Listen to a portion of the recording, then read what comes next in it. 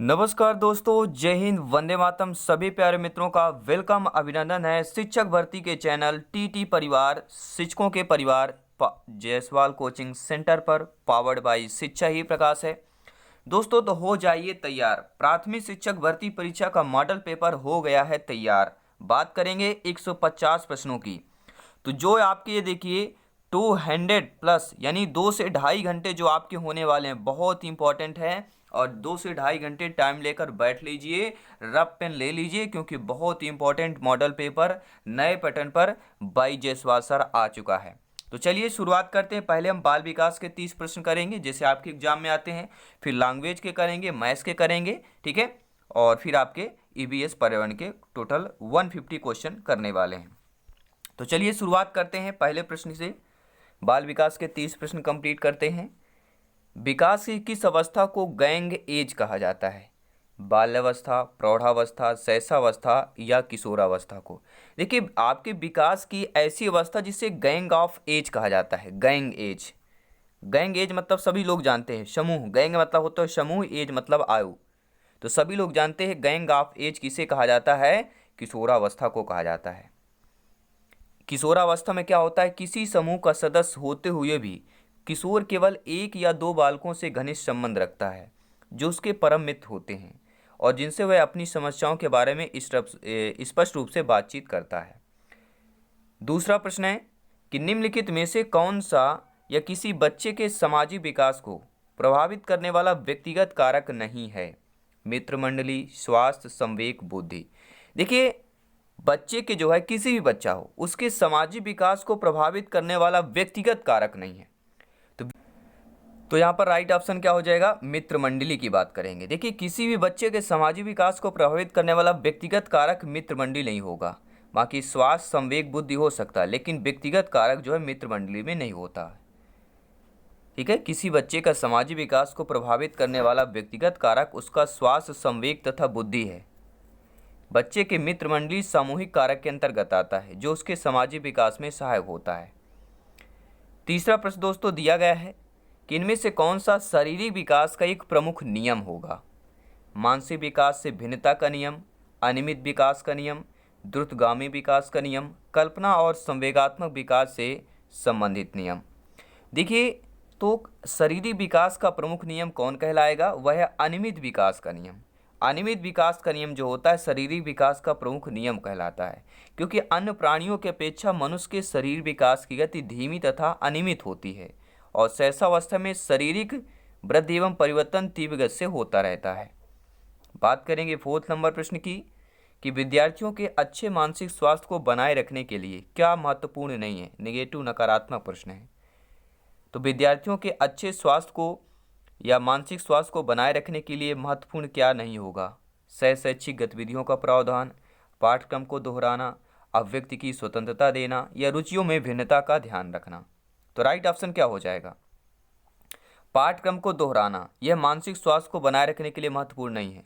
मानसिक स्वास्थ्य को महत्वपूर्ण बनाए रखने के लिए शैक्षिक गतिविधियों का प्रावधान होना, अभिव्यक्ति की स्वतंत्रता देना और रुचियों में भिन्नता का ध्यान रखना।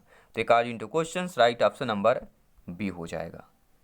जैसे फॉर एग्जाम्पल देखते हैं कि विद्यार्थियों के अच्छे मानसिक को स्वास्थ्य को बनाए रखने के लिए शैक्षिक गतिविधियां जैसे खेल, कला, शिल्प, संगीत आदि का प्रावधान, अभिव्यक्ति की स्वतंत्रता देना, रुचियों की भिन्नता का ध्यान रखना आवश्यक होता है। इससे विद्यार्थियों में क्या हो, स्फूर्ति बनी रहती है। उनकी रुचि एवं क्षमता के अनुसार अधिकतम स्तर तक विकास होता है, जबकि पाठ्यक्रम को दोहराना जानकारी के स्तर को बढ़ाने में सहायक होता है। पांचवा प्रश्न है वंशानुक्रम तथा वातावरण के संबंध का व्यक्ति की वृद्धि पर निम्न में से किस एक के अनुसार होता है? सभी कमेंट के माध्यम से बताएंगे। तो वंशानुक्रम तथा वातावरण के संबंध में व्यक्ति की वृद्धि का प्रभाव इनमें से किसके अनुसार होता है? तो सभी लोग जानते हैं वंशानुक्रम एवं गुण वातावरण व्यक्ति को प्रभावित करता है। वंशानुक्रम और वातावरण व्यक्ति को प्रभावित करता है। हमारा डी ऑप्शन सही हो जाएगा। छठवां प्रश्न देख लेते हैं क्या दिया गया है। समाजीकरण क्या है? समाजीकरण समाज के मानदंडों के अनुकूल या समाज के मानदंडों के साथ अनुकूलन ही समाजीकरण कहलाता है। सातवां प्रश्न देख लेते हैं दोस्तों, स्क्रीन पर दिया गया है। हर एक क्वेश्चन यहाँ पे इंपॉर्टेंट है क्योंकि सिलेक्शन यहाँ पर सर्वोपरि है। मॉडल पेपर बहुत ही इंपॉर्टेंट होने वाला है और इस पर चेक कीजिए कि 150 में से आप कितना स्कोर कर पा रहे हैं। अगर यहाँ पर 100+ आपका स्कोर हो रहा है तो बहुत अच्छी तैयारी है। आने वाले 10 से 15 मॉडल पेपर हम लाने वाले हैं, तो आप लोग ज्वाइन करते रहें। 7वां प्रश्न है, थांडाइक का सिद्धांत इनमें से किस वर्ग के तहत सूचीबद्ध किया जाता है? व्यवहारिकता के सिद्धांत, ज्ञानात्मक सिद्धांत, मनोविश्लेषण का सिद्धांत या इनमें से कोई नहीं? तो आपको कमेंट के माध्यम से बताना है राइट ऑप्शन क्या होने वाला है। तो थांडाइक का सिद्धांत जो है इनमें से किस वर्ग के तहत सूचीबद्ध किया जाता है? तो व्यवहारिकता के सिद्धांत के, थांडाइक का जो सिद्धांत है व्यवहारिकता के सिद्धांत के वर्ग के तहत सूचीबद्ध किया जाता है। 8वां प्रश्न दिया गया है कि प्रगतिशील शिक्षा के संदर्भ में समान शैक्षिक अवसर से अभिप्राय है कि सभी छात्र किसी भी जाति, पंथ, रंग, क्षेत्र व धर्म के होते हुए भी समान शिक्षा प्राप्त करें, समान शिक्षा पाने के बाद अपनी क्षमताओं को सिद्ध कर सकें, बिना किसी भेद के समान पद्धतियों व सामग्रियों को शिक्षा प्राप्त कर सकें, या ऐसी शिक्षा पाएं जो उनके अनुकूलतम हो तथा उनके भविष्य के कार्यों में सहायक हो। तो प्रगतिशील शिक्षा के संदर्भ में समान शैक्षिक अवसर से अभिप्राय होगा कि सभी छात्र ऐसी शिक्षा पाएं जो उनके अनुकूलतम हो और उनके भविष्य में कार्यों में सहायक भी हो। तो यहाँ पर डी ऑप्शन सही हो जाएगा। 9वां प्रश्न है, आई होप सभी जानते हो सकता है यही सारे प्रश्न 150 क्वेश्चन भी आ सकते हैं, क्योंकि ये मॉडल पेपर है और मॉडल पेपर में हो सकता है कोई भी आपका बाल विकास के 30 के 30 पूरे प्रश्न आ सकते हैं, हिंदी के 30 के 30 पूरे प्रश्न आ सकते हैं, गणित के 30 के 30 पूरे प्रश्न आ सकते हैं, हो सकता है 10 ही प्रश्न आए। इसलिए मॉडल पेपर बहुत ही इंपॉर्टेंट है और ये नए पैटर्न पर आपका मॉडल पेपर क्रिएट किया गया है बाई जायसवाल सर। तो बात करेंगे अगले प्रश्न की कि बुद्ध के द्विखंड सिद्धांत का प्रतिपादन किसने किया? तो सभी लोग जानते हैं, हम किसका ऑप्शन पढ़ने की जरूरत ही नहीं है। फर्स्ट ऑप्शन की बात करेंगे, स्पीयरमैन की। बुद्ध के द्विखंड के सिद्धांत के प्रतिपादक मनोवैज्ञानिक स्पीयरमैन हैं। इन्होंने द्विखंड का सिद्धांत का प्रतिपादन कब किया था? 1904 में किया था। स्पीयरमैन का मानना है कि बुद्धि दो कारकों से मिलकर होता है। प्रश्न भी बन सकता है कि किस मनोवैज्ञानिक का मानना है कि बुद्धि दो कारकों से मिलकर बनता है? तो स्पीयरमैन का मानना है। पहला होता है समान योग्यता कारक, जिसे हम जी फैक्टर कहते हैं। दूसरा विशिष्ट योग्यता कारक, जिसे हम एक्स फैक्टर कहते हैं।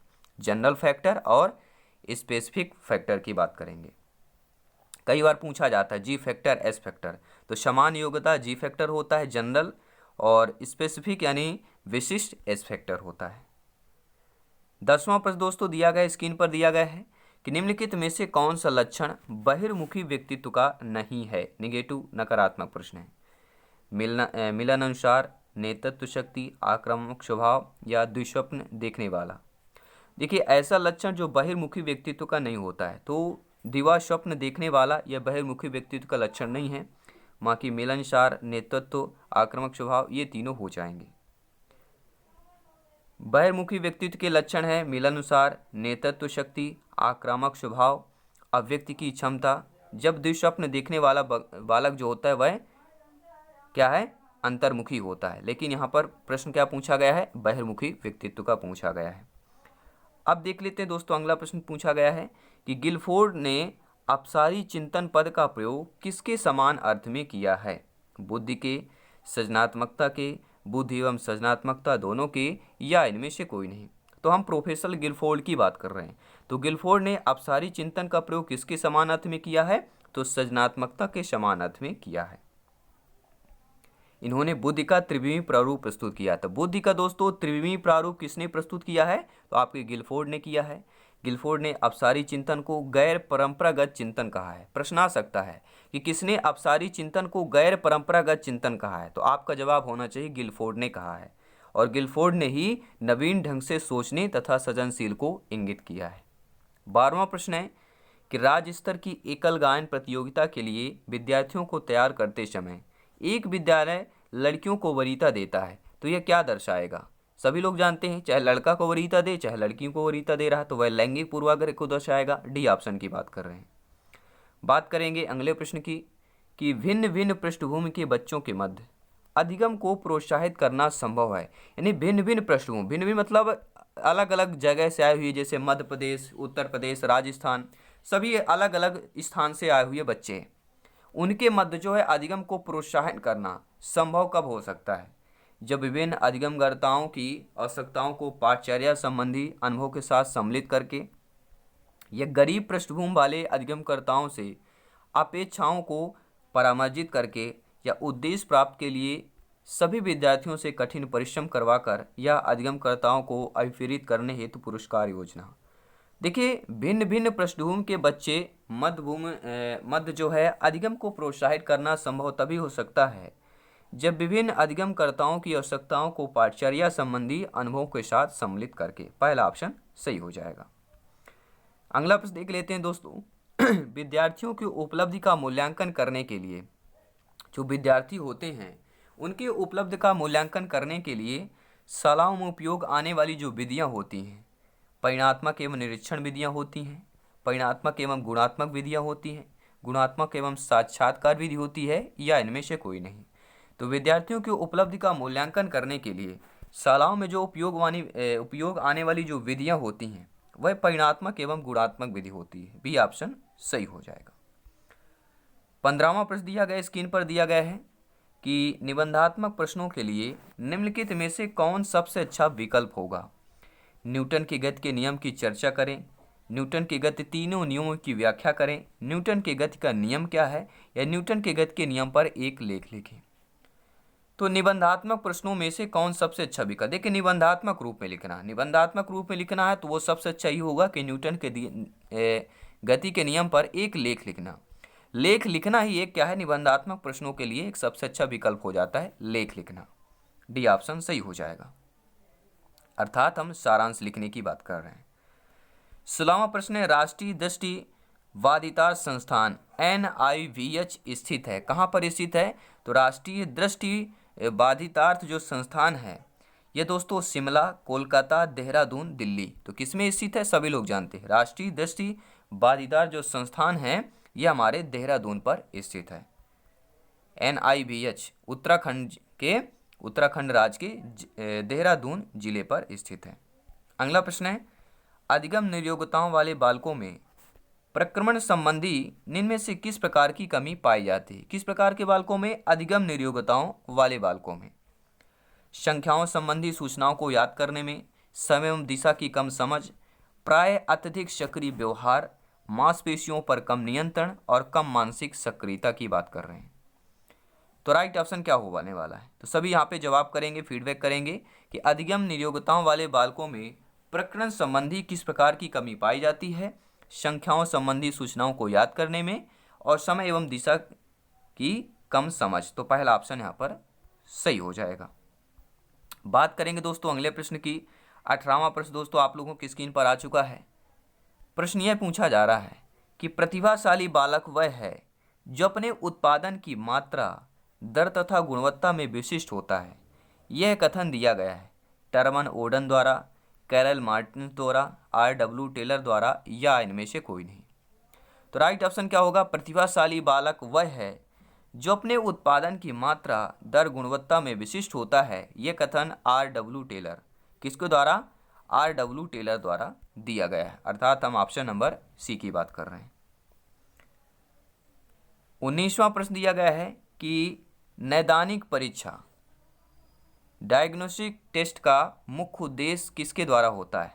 कक्षा में प्रदर्शन के दौरान सामान्यतया कमजोर क्षेत्र में चिन्हित करना, उपचारात्मक कार्यक्रम की विशेष प्रकृति की आवश्यकता, या अकादमिक कठिनाइयों के कारण का पता लगाना, या हम बात कर रहे हैं छात्र की कठिनाइयों की विशेष प्रकृति को जानना।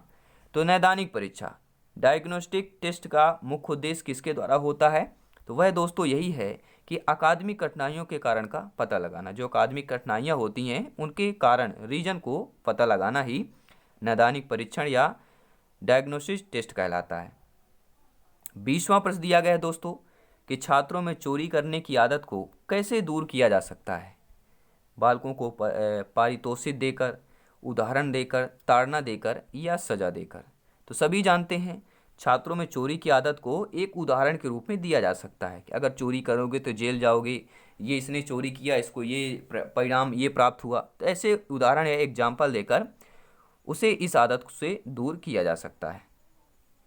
बात करेंगे दोस्तों 21वें प्रश्न की। थोड़ा बड़ा प्रश्न है, ध्यान दीजिएगा। ऐसे प्रश्न 2-3 प्रश्न जरूर पूछे जाते हैं। राजेश बीमारी के कारण 1 महीने तक विद्यालय नहीं गया। जब विद्यालय गया तो उसे भाग के लंबे सवालों को करना नहीं आया, यानी भाग का बहुत बड़ा लंबा सवाल दे दिया गया, वह नहीं करने आया। तो कई बार क्या होता है, निराशाजनक अनुभव में असफलता हाथ लग जाती है और लंबे भाग के सवालों को देखते हुए चिंतित हो जाता है। पहले से हम डर जाते हैं, कोई बड़ा चीज़ देखते हैं जो हमसे नहीं बन पा रहा, पहले से डर जाते हैं। वैसे ही ये बालक के हाल है। तो शास्त्रीय अनुबंधन सिद्धांत के मुताबिक संवेगात्मक स्वाभाविक उत्तेजक होगा। कौन सा होगा? तो सभी लोग जानते हैं असफलता या भग्नाशा। क्या हो जाएगा? असफलता या भग्नाशा होगा। कोई भी बड़ी चीज़ को देखकर, यानी ये बच्चा बड़ा भाग को देखकर पहले से ही असफल हो गया, चिंतित हो गया कि नहीं कर पाऊंगा। तो ये दोस्तों शास्त्रीय अनुबंधन सिद्धांत के मुताबिक जो है असफलता या भग्नाशा संवेगात्मक स्वाभाविक उत्तेजित हो जाएगा। बी ऑप्शन सही हो जाएगा। 22वां प्रश्न दिया गया है कि मूल्यांकन प्रक्रिया के 3 महत्वपूर्ण बिंदु बताना है। तो मूल्यांकन प्रक्रिया के 3 महत्वपूर्ण बिंदु: उद्देश्य, अधिगम अनुभव, मूल्यांकन के उपकरण। ये हमारा पहला ऑप्शन सही हो जाएगा। सभी लोगों को फ्री में नोट्स प्राप्त करना है, तो इस वीडियो को अंत तक बने रहें। हम अंत में बताएंगे कि आपको नोट्स PDF फाइल प्राप्त कहाँ से होगा, कहाँ से मिलेगा। यह चैनल के माध्यम से, इस फैमिली के माध्यम से, इस YouTube फैमिली के माध्यम से आपको हर एक क्लास को फ्री ऑफ नोट्स आपको मिलने वाले हैं। तो सभी प्यारे मित्र, अगर आपने सब्सक्राइब और ज्वाइन नहीं किया तो ज्वाइन जरूर कर लीजिएगा, ताकि लेटेस्ट नोटिफिकेशन मिलता रहे। हर एक क्लास इंपॉर्टेंट है, क्योंकि आने वाले मॉडल पेपर 10 से 15 मॉडल पेपर हम करने वाले हैं टोटल, और इतनी आपने कर लिया तो तैयारी बेहतरीन लाजवाब होने वाली है। बात करेंगे समस्या के अचानक समाधान की वकालत करने वाले सिद्धांत का नाम क्या है। तो समस्या के अचानक समाधान की वकालत करने वाले सिद्धांत का नाम सूझ का सिद्धांत कहलाता है। अगला प्रश्न है कि आप कक्षा का अवधान केंद्रित कर सकते हैं। किसके द्वारा कर सकते हैं? उद्दीपन परिवर्तन के द्वारा। आप कक्षा का अवधान केंद्रित कर सकते हैं किसके द्वारा? उद्दीपन परिवर्तन के द्वारा कर सकते हैं। 25वां प्रश्न है, बच्चे को दूरगामी उपलब्धि में वृद्धि करने का सबसे सुनिश्चित तरीका हो सकता है वयस्कों द्वारा संवेगात्मक सहयोग। तो बच्चों की दूरगामी उपलब्धि में वृद्धि करने का सबसे सुनिश्चित जो तरीका होगा वयस्कों द्वारा संवेगात्मक सहयोग हो जाएगा। 26वां प्रश्न क्या दिया गया है? विद्यालयी बच्चों में निम्न अभिप्रेरण इसके कारण होती। किसके कारण? अध्यापकों की निम्न संप्रेषण क्षमता के कारण, पाठचर्या का कठिनाई स्तर, विद्यार्थियों की अनुशासनहीनता और प्रयासों की कमी, या अभिभावकों द्वारा अध्ययन हेतु प्रोत्साहन न किया जाना।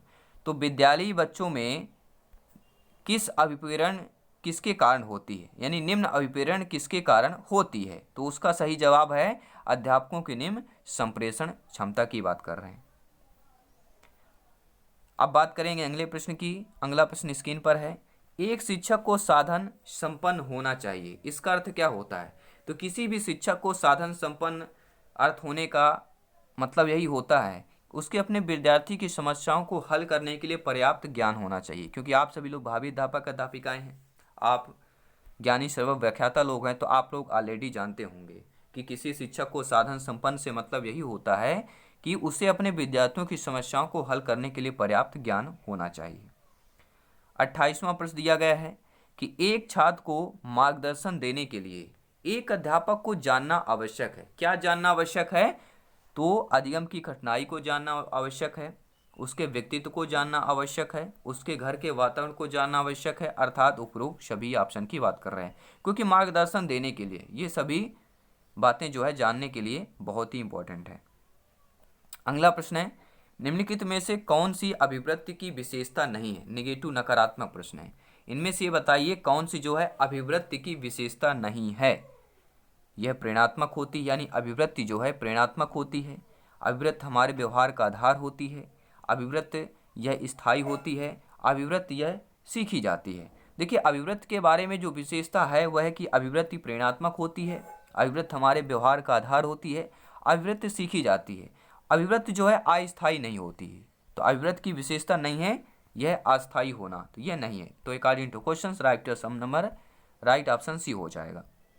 30वां प्रश्न दिया गया, कूट दिया गया है, स्मृति की प्रक्रिया का सही क्रम आपको बताना है। स्मृति यानी याददाश्त की जो प्रक्रिया होती है, आपका कूटांकन, भंडारण, ध्यान देना या प्रत्याय स्मरण। देखिए, सभी लोग जानते हैं सही क्रम बताना है। तो पहले क्या होगा? यहाँ पर ध्यान देना, स्मृति की प्रक्रिया का सही क्रम ध्यान देना, इसके बाद कूटांकन करना, फिर भंडारण करना, फिर लास्ट में प्रत्याय स्मरण करना। यानी हमारा जो पहला ऑप्शन दिया गया है कि थर्ड वाला पहले होगा, फिर इसके बाद ध्यान देने के बाद कूटांकन होगा, कूटांकन के बाद फिर हमारा भंडारण होगा, भंडारण के बाद प्रत्याय स्मरण हो जाएगा। स्मृति एक जटिल मनोशारीरिक योग्यता है जिसमें 4 प्रक्रियाएं सन्निहित होती हैं: ध्यान देना, कूटांकन, भंडारण और प्रत्याय स्मरण। अब बात करेंगे हिंदी भाषा की। जो प्रथम भाषा हिंदी सेलेक्ट किए हैं, यहाँ पर बाई जायसवाल सर आपको क्लासेज मिल रही हैं, फ्री ऑफ कॉस्ट मिल रही हैं, तो ज्वाइन करें और अपने प्रिपरेशन को और बेहतर करें और अपनी तैयारी चेक करें। तो यहाँ पे निर्देश दिया गया कि प्रश्न क्रमांक 31 से लेकर 39 तक आपके इस गद्यांश से संबंधित पढ़कर उचित देना है। तो देखिए, मैं आप लोग वीडियो पॉज कर एक गद्यांश 2-3 लाइन पढ़ देता हूँ कि किससे संबंधित है गद्यांश है आप लोगों का। गिजू भाई न केवल बच्चों की क्षमताओं की वैधता में विश्वास व्यक्त करते हैं, अपितु वे उनकी सृजनात्मकता में भी अपनी अगाध आस्था रखते हैं। तो गिजू भाई से संबंधित यह आपका गद्यांश है। वीडियो पॉज करें, अच्छे तरीके से पढ़ लीजिएगा, ठीक है। मैं थोड़ा सा, क्योंकि गद्यांश को पढ़ना फिर इसको क्वेश्चन करना काफ़ी लंबा क्लास हो जाएगा, वीडियो हो जाएगा, तो हम चाहते हैं कि ये वीडियो कम से कम में आपको कर सके। तो ये आप लोगों अपने से पढ़ लेना है, जितने भी इच्छुक हों पढ़ने के लिए। हम डायरेक्टली इसके क्वेश्चन करने वाले हैं, क्योंकि ये अगर क्वेश्चन आएंगे तो आपको डायरेक्टली क्वेश्चन करना है और आंसर प्राप्त करना है। तो गिजू भाई का किसमें विश्वास नहीं है, जब आप एक गद्यांश पढ़ेंगे तो आपको ऑलरेडी पता चल जाएगा। तो गिजू भाई का किसमें जो है विश्वास नहीं है, तो जो आप गद्यांश पढ़ेंगे तो गिजू भाई को उनके भविष्य का निर्णय शिक्षकों एवं अभिभावकों द्वारा तय करने में विश्वास नहीं है। तो गिजू भाई का किसमें विश्वास नहीं है, ऑप्शन नंबर बी में विश्वास नहीं है। बात करेंगे अगले प्रश्न की।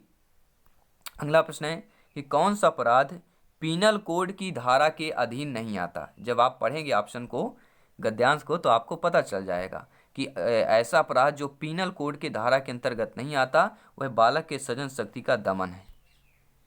ऐसा अपराध जो पीनल कोड के धारा के अधीन नहीं आता वह है बालक की सृजन शक्ति का दमन। सृजन शक्ति का दमन पीनल कोड के धारा के अधीन नहीं आता है, जबकि रिश्वत लेना, धोखाधड़ी करना, चोरी करना पीनल कोड के धारा के अधीन आता है। अगला प्रश्न देखेंगे, बच्चे क्या करें क्या न करें। जब शिक्षक और अभिभावक यह तय करते हैं तब बच्चे में रचनात्मक भर जाती है, अभिभावक और बच्चों के संबंध को प्रगाढ़ता आती है, बच्चे में पढ़ने लिखने के प्रति रुचि जागृत हो जाती है, या बच्चे में सृजन शक्ति का दमन होता है। तो बच्चे क्या करें क्या ना करें, जब शिक्षक और अभिभावक को यह तय करते समय तब क्या क्या चीज़ें आती हैं, तो बच्चे में सृजन शक्ति का जो है यहाँ पर दमन होता है। क्योंकि यहाँ पर कौन तय करता है, बच्चे, और क्या करें क्या ना करें शिक्षक और अभिभावक तय कर रहे हैं। अगर यहाँ पर बच्चे तय करेंगे तो उसका दमन नहीं होगा, लेकिन शिक्षक और अभिभावक तय कर रहे हैं कि बच्चे क्या करें क्या ना करें, इससे बच्चे के सृजन शक्ति का दमन होता है। बात करेंगे अगले प्रश्न की कि निम्नलिखित में से सृजन के अंतर्गत नहीं आता है। जब आप गद्यांश को पढ़ेंगे तो सृजन के अंतर्गत किसी विषय पर अपने विचार लिखना आता है, कहानी लेखन आता है, मिट्टी से खिलौना बनाना, ये सृजन के अंतर्गत आता है। लेकिन प्रश्नों के उत्तर रटना यह सृजन नहीं कर रहे हैं, आप रट रहे हैं। जो क्रिएट करते हैं, बनाते हैं, वह कहलाता है सृजनकर्ता या सृजन, लेकिन प्रश्नों को उत्तर रटना यह सृजन के अंतर्गत नहीं आएगा अकॉर्डिंग टू गद्यांश। अगला प्रश्न देख लेते हैं दोस्तों, साहित्य शब्द में इक प्रत्यय लगाने पर शब्द बनेगा। अब ये आ गया व्याकरण से संबंधित प्रश्न। तो साहित्यिक में इक प्रत्यय लगाने पर शब्द क्या बनता है, तो सभी लोग जानते क्या बनेगा, ऑप्शन नंबर सी ध्यान दीजिएगा, साहित्यिक बन जाएगा। और कैसा साहित्यिक बनेगा आप लोग देख पा रहे हैं, साहित्यिक में इक प्रत्यय लगाने से साहित्यिक शब्द बन जाता है। देखिए, प्रत्यय शब्दों के बाद अक्षर या अक्षर समूह पर लगाया जाता है, सभी लोग जानते हैं, और उपसर्ग पहले लगाया जाता है। दो शब्दों से बना प्रत्यय, प्रति का अर्थ साथ में और बाद में, और अय का अर्थ चलने वाला, अतः प्रत्यय का अर्थ जो है शब्दों के साथ में बाद में लगने वाला या चलने वाला, वह कहलाता है प्रत्यय। अगला प्रश्न है, बौद्धिक ऐतिहासिक शब्दों के मूल तथा प्रत्यय कौन कौन से हैं, आपको कमेंट करके बताना है। तो बौद्धिक ऐतिहासिक शब्दों में मूल शब्द तथा प्रत्यय कौन कौन है, सभी लोग कमेंट करेंगे। बौद्धिक ऐतिहासिक शब्द में आपको मूल शब्द और प्रत्यय बताना है। देखिए, आपको ध्यान देना है कि देखिए, बुद्ध यहाँ पे मूल शब्द हो जाएगा, इक प्रत्यय हो जाएगा। और ऐतिहासिक में इतिहास मूल शब्द हो जाएगा, इक प्रत्यय हो जाएगा। बुद्धि और इतिहास, तो बौद्धिक में मूल शब्द बुद्धि है, ऐतिहासिक में मूल शब्द इतिहास है, बाकी दोनों में इक प्रत्यय लगा हुआ है। न्याय नीति में समास कौन सा हो जाएगा? कर्मधारय, द्वंद्व, अव्यय भाव, तत्पुरुष। न्याय नीति यहाँ पर देखेंगे आपको द्वंद्व, ठीक है, दोनों पद प्रधान दिए गए हैं, तो यहाँ पर न्याय नीति अर्थात यहाँ पर द्वंद्व समास हो जाएगा। देखिए द्वंद्व समास कहाँ होता है? जिस समास में दोनों पद प्रधान होते हैं वहाँ द्वंद्व समास होता है। और कर्मधारय समास कहाँ होता है? जहाँ विशेषण विशेष हो वहाँ कर्मधारय समास होता है, विशेषण विशेष होना चाहिए। और अव्यय भाव समास, जिस समास में पूर्व पद प्रधान होता है, उत्तर पद गौण होता है, वहाँ अव्यय भाव समास होता है। और तत्पुरुष समास सभी जानते हैं, प्रथम पद गौण और उत्तर पद प्रधान होता है। अब देख लेते हैं अगला प्रश्न। ईश्वर का पर्यायवाची नहीं होगा, सभी जानते हैं ईश्वर का पर्यायवाची, सभी लोग जानते हैं ईश्वर का पर्यायवाची क्या हो? जगदीश, परमात्मा, ब्रह्मा होगा, लेकिन परमेश्वर नहीं होगा। इसका रीजन बता देते हैं। ब्रह्मा ईश्वर का पर्यायवाची शब्द नहीं है, क्योंकि जगदीश, परमेश्वर, परमात्मा ईश्वर के यह शब्द हैं, ईश्वर के पर्यायवाची शब्द कहलाएंगे। समान का विलोम क्या होगा? सभी लोग जानते हैं समान का विलोम असमान हो जाएगा, ठीक है। समानता का विलोम असमानता हो जाएगा, ठीक है। तो समान का विलोम असमान हो जाएगा। अब देख लिए निर्देश से पढ़ना दिया गया है कि 40 से लेकर 45 तक काव्यांश को पढ़कर दिए गए प्रश्नों को उचित उत्तर वाले विकल्प को चुनना है। अब देखिए काव्यांश पढ़ लेते हैं।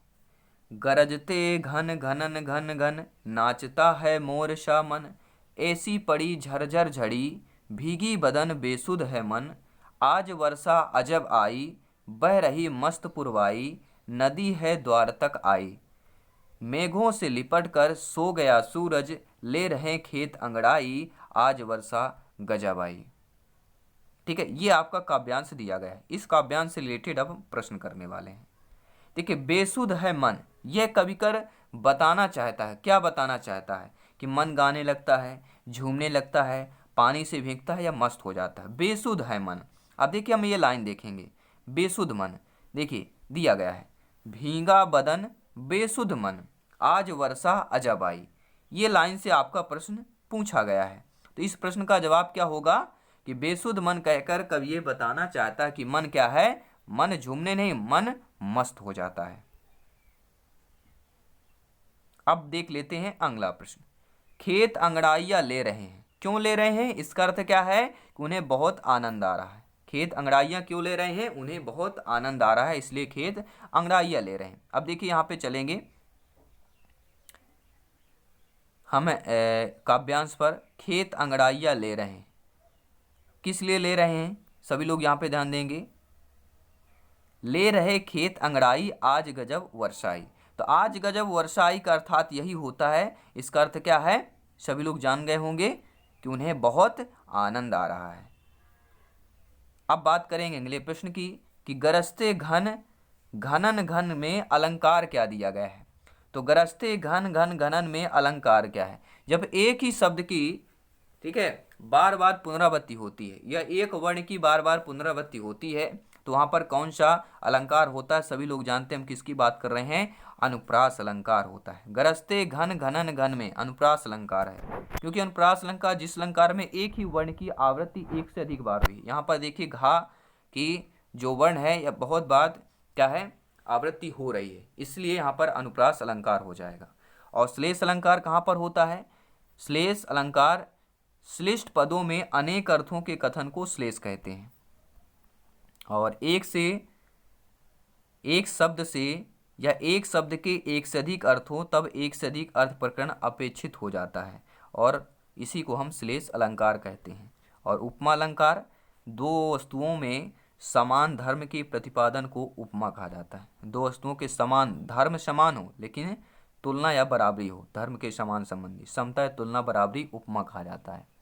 और उपमेय से उपमान की तुलना की जाए वहाँ पर उपमा अलंकार होता है। अरूपक अलंकार जहाँ उपमेय में उपमान का आरोप हो जाता है, उपमान और उपमेय का अभेद हो, उसे रूपक अलंकार कहते हैं। अगला प्रश्न देख लेते हैं। मन की उपमा किससे दी गई है? तो मन की उपमा जो है मोर से की गई है। अब देखेंगे यहाँ पर, ठीक है, अब देख लीजिए यहाँ पे, गरजते घन गगन घनन घन घन, नाचता है मोर मनसा। नाचता है मोर मनसा यहाँ पे दिया गया है। तो यही प्रश्न पूछा जा रहा है आप लोगों से, मन की उपमा किससे दी गई है? तो मन की उपमा मोर से की गई है। अगला प्रश्न देख लेते हैं क्या दिया गया है। लिपट कर सो गया सूरज का भाव है कि शूर थक गया है, छिप गया है, नींद में है, खो गया है। तो लिपट कर सो गया सूरज, इसका भाव का अर्थ ही होता है इस कविता के माध्यम से कि शूर क्या हो गया है? शूर छिप गया है, लिपट कर सो गया है। अब देखिए यहाँ पर देखेंगे हम आपके गद्यांश को, यहाँ पर मेघों से लिपट कर सो गया सूरज, ले रहे खेत अंगड़ाई, आज गजब वर्षा आई। तो इसका अर्थ यही हो जाता है दोस्तों, क्या हो जाता है कि लिपट कर सो गया सूरज का भाव यही है कि सूर छिप गया है। अब बात करेंगे अगले प्रश्न की। अगला प्रश्न दिया गया है कि पूर्वाई से आशय है। पूर्वाई से आशय क्या हो जाएगा? पूर्वाई से आशय होगा पूर्व से आने वाली आयु को ही पूर्वाई कहते हैं, ठीक है। पूर्वाई, वाई मतलब हवा, पूर्व मतलब पूर्व से आई हुई हवा को, पूर्व से आने वाली वायु को पूर्वाई कहा जाता है। अगला प्रश्न दिया गया है दोस्तों, क्या दिया गया है कि सुहैल की मातृभाषा भोजपुरी है, वह हिंदी वाक्य लिखते समय अक्सर ने का सही प्रयोग नहीं करता है, इसका स्वाभाविक कारण क्या होगा? देखिए प्रश्न में ही उत्तर दे दिया गया। जब किसी बच्चे, सुहैल की जो बच्चा है उसकी मातृभाषा भोजपुरी है और वह हिंदी वाक्य ने लिखता है, इसमें उसका प्रयोग जो है सही तरीके से नहीं करता, इसका स्वाभाविक कारण पूछा गया है। तो स्वाभाविक कारण सभी लोग जानते हैं क्या हो सकता है। स्वाभाविक कारण यही होता है कि यह उसकी मातृभाषा का प्रभाव है, जहां बोलते समय अक्सर आवश्यक स्थितियों में कह ने का प्रयोग नहीं किया जाता है। यह भोजपुरी की बात कर रहे हैं, इसकी मातृभाषा का प्रभाव हो जाएगा। अब बात करेंगे अगले प्रश्न की। उच्चारण सुधारने का कार्य किन कक्षाओं में करना चाहिए? आप भावी अध्यापक अध्यापिकाएं हैं, शिक्षक बंधु हैं, तो उच्चारण सुधारने का कार्य प्रारंभिक कक्षा में करना चाहिए, माध्यमिक में, उच्च माध्यमिक में या उच्च कक्षाओं में। देखिए दोस्तों, उच्चारण सुधारने का कार्य सर्वप्रथम होता है। अगर पहले आप उच्चारण का सुधार नहीं करेंगे तो बच्चा गलती करता जाएगा, और जब बच्चा गलती करना सीख जाता फिर उसको सुधारना बहुत कठिन हो जाता है। इसलिए उच्चारण सुधारने का कार्य जो है प्रारंभिक कक्षाओं में करना चाहिए। अब बात कर रहे हैं अगले प्रश्न की कि प्रत्येक पाठ के प्रारंभ में होना चाहिए। तो प्रत्येक पाठ के प्रारंभ में क्या होना चाहिए? प्रस्तावना होना चाहिए। अगला प्रश्न देख लेते हैं क्या दिया गया दोस्तों। साहित्यिक की किस विधा के शिक्षण में सस्वर पठन का सर्वाधिक अपेक्षित है? तो साहित्य के किस विधा पूछा गया है। तो साहित्य के किस विधा में शिक्षण में सस्वर पठन सर्वाधिक अपेक्षित होता है? वह होता है साहित्य की एकांकी विधा में। एकांकी विधा के शिक्षण में सस्वर पठन सर्वाधिक अपेक्षित होता है। एकांकी की बात करेंगे। अगला प्रश्न देख लेते हैं। बच्चे अपनी बोलचाल की भाषा का अनुभव करते हैं, किसके द्वारा करते हैं? तो बच्चे अपनी बोलचाल भाषा की अनुभव जो है समाज परिवार से प्राप्त करते हैं। अगला देख लेते हैं प्रश्न क्या है। ये आपके पेडागोजी के प्रश्न चल रहे हैं, शिक्षा शास्त्र के प्रश्न चल रहे हैं। पहली कक्षा की नदी राह पढ़ते हुए बार बार अटकती है, ऐसे आप क्या करेंगे? यानी पहली कक्षा कोई एक छात्रा है, वह पढ़ते समय बार बार अटकती। छात्रा का कोई भी नाम आ सकता है, XYZ कोई भी, ठीक है। छात्रा से मतलब बच्चों से मतलब बालक बालिकाओं से मतलब है कि वह बच्ची या बच्चा जो है पहली कक्षा का है, वह बार बार अटक रहा है। तो ऐसे में आप लोग क्या करेंगे? एक शिक्षक के रूप में, एक अध्यापक अध्यापिका के रूप में उस बच्चे को डांटेंगे कि सही क्यों नहीं पढ़ते हो, उसके पढ़ने के लिए मना कर देंगे, या उससे कहेंगे कि पहले पढ़ना सीख लो फिर कक्षा में पढ़ना, या उससे काम लेते हुए पढ़ना सीखने में मदद करेंगे। तो सभी लोग जानते हैं मदद करना बहुत इंपॉर्टेंट होगा, क्योंकि आप शिक्षक रूप हैं, तो उससे ठीक है पढ़ते समय पढ़ने में सीखने में उसकी मदद करेंगे। डी ऑप्शन सही होगा, क्योंकि जिससे छात्र शुद्ध रूप से पढ़ना सीख सके। इसलिए आपका चौथा विकल्प सही होगा कि धैर्य से काम लेते हुए पढ़ना सीखने में उसकी छात्र की मदद करना चाहिए। अगला प्रश्न देख लेते हैं दोस्तों। बच्चे विद्यालय आने से पहले क्या करते हैं? तो बच्चे विद्यालय आने से पहले भाषा नहीं जानते हैं, अपनी भाषा का व्याकरण जानते हैं, वर्णमाला जानते हैं, भाषा के सभी कौशलों में पारंगत हो जाते हैं। तो बच्चे विद्यालय आने से पहले भाषा नहीं जानते हैं। अगला प्रश्न देख लेते हैं। भाषा शिक्षण के अंतर्गत वर्तनी संबंधी त्रुटियों का निवारण करनी चाहिए। वर्तनी शुद्ध का उच्चारण एवं लेखन अभ्यास करवाकर, त्रुटियों का प्रकार गिनवाकर, वर्तनी के बारे में कुछ बातें बताकर या त्रुटियों की अपेक्षा कर। तो राइट ऑप्शन क्या हो जाएगा दोस्तों यहाँ पर कि भाषा शिक्षण के अंतर्गत वर्तनी संबंधी त्रुटियों का निवारण किससे करना चाहिए? वर्तनी का शुद्ध उच्चारण एवं लेखन अभ्यास करवाकर करना चाहिए। अगला प्रश्न देख लेते हैं क्या दिया गया है कि बच्चों में भाषा का प्रयोग की दक्षता विकसित करने के लिए आवश्यक क्यों होता है? उन्हें सुनने और बोलने की पूरी आज़ादी हो, उन्हें कविताएं याद हो, उन्हें मुहावरे याद हो या वे किसी वक्ता के साथ रहते हों। तो बच्चों में भाषा प्रयोग की दक्षता विकसित करने के लिए आवश्यक क्यों होता है कि उन्हें सुनने और बोलने की पूरी आज़ादी होना चाहिए। अब देख लेते हैं दोस्तों अगला प्रश्न स्क्रीन पर आपके आ चुका है कि भाषा प्रवाह तथा अभिव्यक्ति कौशल के मूल्यांकन का उपयुक्त तरीका बताइएगा। सभी यहाँ पे कमेंट करेंगे। हर एक भाई बहन है गृहिणी जिनका सपना है गवर्नमेंट टीचर, अध्यापक, अध्यापिका बनना, सभी का वेलकम, अभिनंदन है। सभी मित्रों को जय हिंद, वंदे मातरम, इंकलाब जिंदाबाद। एनर्जी को दोस्तों डाउन नहीं करना है, एनर्जी बरकरार है, सिलेक्शन का रास्ता बरकरार है और डेफिनेटली आप लोग सक्सेस जरूर होंगे, मेहनत करते रहिए। तो भाषा प्रवाह तथा अव्यक्त कौशल के मूल्यांकन का उपयुक्त तरीका क्या हो सकता है? वह होगा मौखिक वार्तालाप। अगला प्रश्न देख लेते हैं, किस दृश्य उपकरण में पारदर्शी या ट्रांसपेरेंसी का प्रयोग होता है? ऐसा दृश्य उपकरण बताइए जिसमें ट्रांसपेरेंसी या पारदर्शी का प्रयोग होता हो।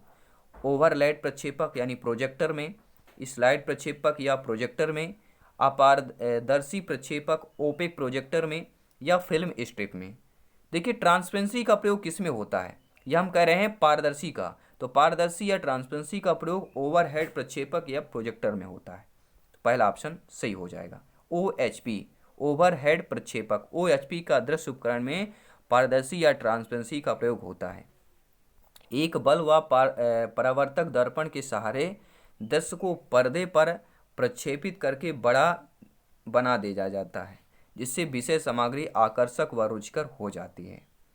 अगला प्रश्न देख लेते हैं कि प्रताप को प्रताप उच्चारण करना। कोई भी बालक या बालिका है प्रताप को प्रताप उच्चारण कर रहा है, कौन से प्रकार के अशुद्ध उच्चारण का भेद हो जाएगा? स्वरागम, स्वरालाप, आकार इकार भ्रम या हो जाएगा आगम। देखिए प्रताप को अगर बच्चा प्रताप पढ़ रहा है या उच्चारण कर रहा है तो ये अशुद्धि का कारण स्वरालाप हो जाएगा, स्वर का आलाप बच्चा कर रहा है। यह दोष किसी स्वर की मात्रा को अधिक समय देकर बोलने से आता है। स्वर की मात्रा देखो, प्रताप पढ़ना है लेकिन पर रहा यहाँ पे क्या है स्वर है, तो उसको क्या है अधिक समय दे रहा है, इसलिए वह उच्चारण गलत हो रहा है। अगर थोड़ा समय प्रताप, प्रताप जल्दी से पढ़ देगा, लेकिन प्रताप कह रहा, प्रताप कहे तो स्वर को यहाँ पे जब जितना समय दिया जाए उतना ही दिया जाए, स्वर को अधिकतर कम समय दिया जाए तो उच्चारण सही होता है। ये आपको ध्यानपूर्वक समझ लेना है। अगला प्रश्न है, रंगमंच पर पर्दे के पीछे का स्थान कहलाता है, वह नेपथ्य कहलाता है। जो रंगमंच पर्दे के पीछे का स्थान कहलाता है उसको क्या कहा जाता है? नेपथ्य कहा जाता है। ठीक है, क्या है? नेपथ्य। जहाँ चूलिका या सूत्रधार खड़ा होकर अभिनय कर रहे होते हैं, रंगकर्मी को आगे की बातें की जानकारी देता है। और प्रेक्षागृह क्या होता है? जहाँ पर अभिनय किया जाता है उसे प्रेक्षागृह कहा जाता है। और रंगमंच के पर्दे के पीछे का स्थान नेपथ्य कहलाता है। जहाँ पर कोई मान लीजिए देखते होंगे रंग कोई कार्यक्रम कर रहा है, भूला जा रहा है उसको, तो फिर वह पीछे से बताता है, उसको याद दिलाता है कि आगे क्या करना है, आगे कौन सा बोलना है, आगे कौन सा अभिनय करना है। अब बात करेंगे अगले प्रश्न, निम्नलिखित में से कौन सा सिद्धांत भाषा के उद्भव और विकास से संबंधित है? तो डिंग डांग सिद्धांत। देखिए आपको ध्यान हो जाएगा, बहुत ही अच्छा है। तो कौन सा सिद्धांत भाषा के उद्भव और विकास से संबंधित है? तो भाषा के उद्भव और विकास से संबंधित डिंग डांग सिद्धांत है। क्या हो जाएगा? डिंग डांग सिद्धांत जो है भाषा के उद्भव और विकास से संबंधित है। और रंगमंच के पर्दे के पीछे के स्थान नेपथ्य कहलाता है और प्रेक्षागृह जहाँ पर अभिनय किया जाता है। ये ध्यान दीजिएगा, बहुत सी छोटी छोटी बातें होती हैं जो आगे चलकर बहुत ही इंपॉर्टेंट और आपको नॉलेज देती हैं। मौन वाचन का प्रकार दोस्तों कौन कहला जाएगा? संवेद वाचन, द्रुत वाचन, व्यक्तित्व वाचन या अनुकरण। तो मौन वाचन का जो प्रकार है वह व्यक्तित्व वाचन हो जाएगा। व्यक्तित्व वाचन मौन वाचन का प्रकार है। और मौन वाचन में पढ़ने की गति बढ़ जाती है, बोधगम्यता का स्तर भी उच्च स्तर हो जाता है और देखिए संवेत वाचन भी होता है, समूह में गाकर जोर से उच्चारण द्वारा पठन करना, ये संवेत वाचन कहलाता है। और द्रुत वाचन जो होता है वह शीघ्रता से पढ़ना, अनुकरण वाचन शिक्षक के अनुकरण करने के साथ वाचन करते हुए समान अवरोह को कहते हैं। अब दोस्तों हम यहाँ पे बात करेंगे भाग गणित मैथमेटिक्स की बात करेंगे। मैथमेटिक्स के कंसेप्ट के 15 प्रश्न देखेंगे और पेडागॉजी के 15 प्रश्न देखेंगे। टोटल हम 30 प्रश्न करने जा रहे हैं। चलिए तैयार हो जाएं, रफ पेन ले लीजिएगा क्योंकि मैथ्स की कंसेप्ट की क्लासेज है, बहुत ही इंपॉर्टेंट है सॉल्व भी करना। तो वीडियो पॉज कर खुद भी सॉल्व करने की कोशिश कीजिएगा। प्रश्न यह है, पाई है। पाई एक क्या है दोस्तों? सभी जानते हैं कि पाई एक अपरिमेय संख्या है। कैसी है? पाई एक आपकी अपरिमेय संख्या हो जाएगी। दूसरा यह दिया गया है दोस्तों, प्रश्न देखिएगा कि प्रथम 35 विषम प्राकृतिक संख्याओं का योग पूछा जा रहा है। प्रथम की बात करेंगे। देखिए प्रथम सभी लोग एक फार्मूला लगाना है, लिखिएगा रफ में कि प्रथम n प्राकृतिक विषम संख्याओं का योग बराबर क्या होता है। फार्मूला क्या है? प्रथम n प्राकृत विषम संख्याओं का योग बराबर होता है n स्क्वायर। n का मान 35 है, अर्थात यहाँ पर क्या कर देंगे 35 का स्क्वायर अर्थात 1225। तो 1225 हमारा यहाँ पर पहला ऑप्शन सही हो जाएगा। फार्मूला क्या है? प्रथम n प्राकृत विषम संख्याओं का योग बराबर होता है n स्क्वायर, जहाँ पर n बराबर 35 है तो 35 का स्क्वायर 1225 हो जाएगा।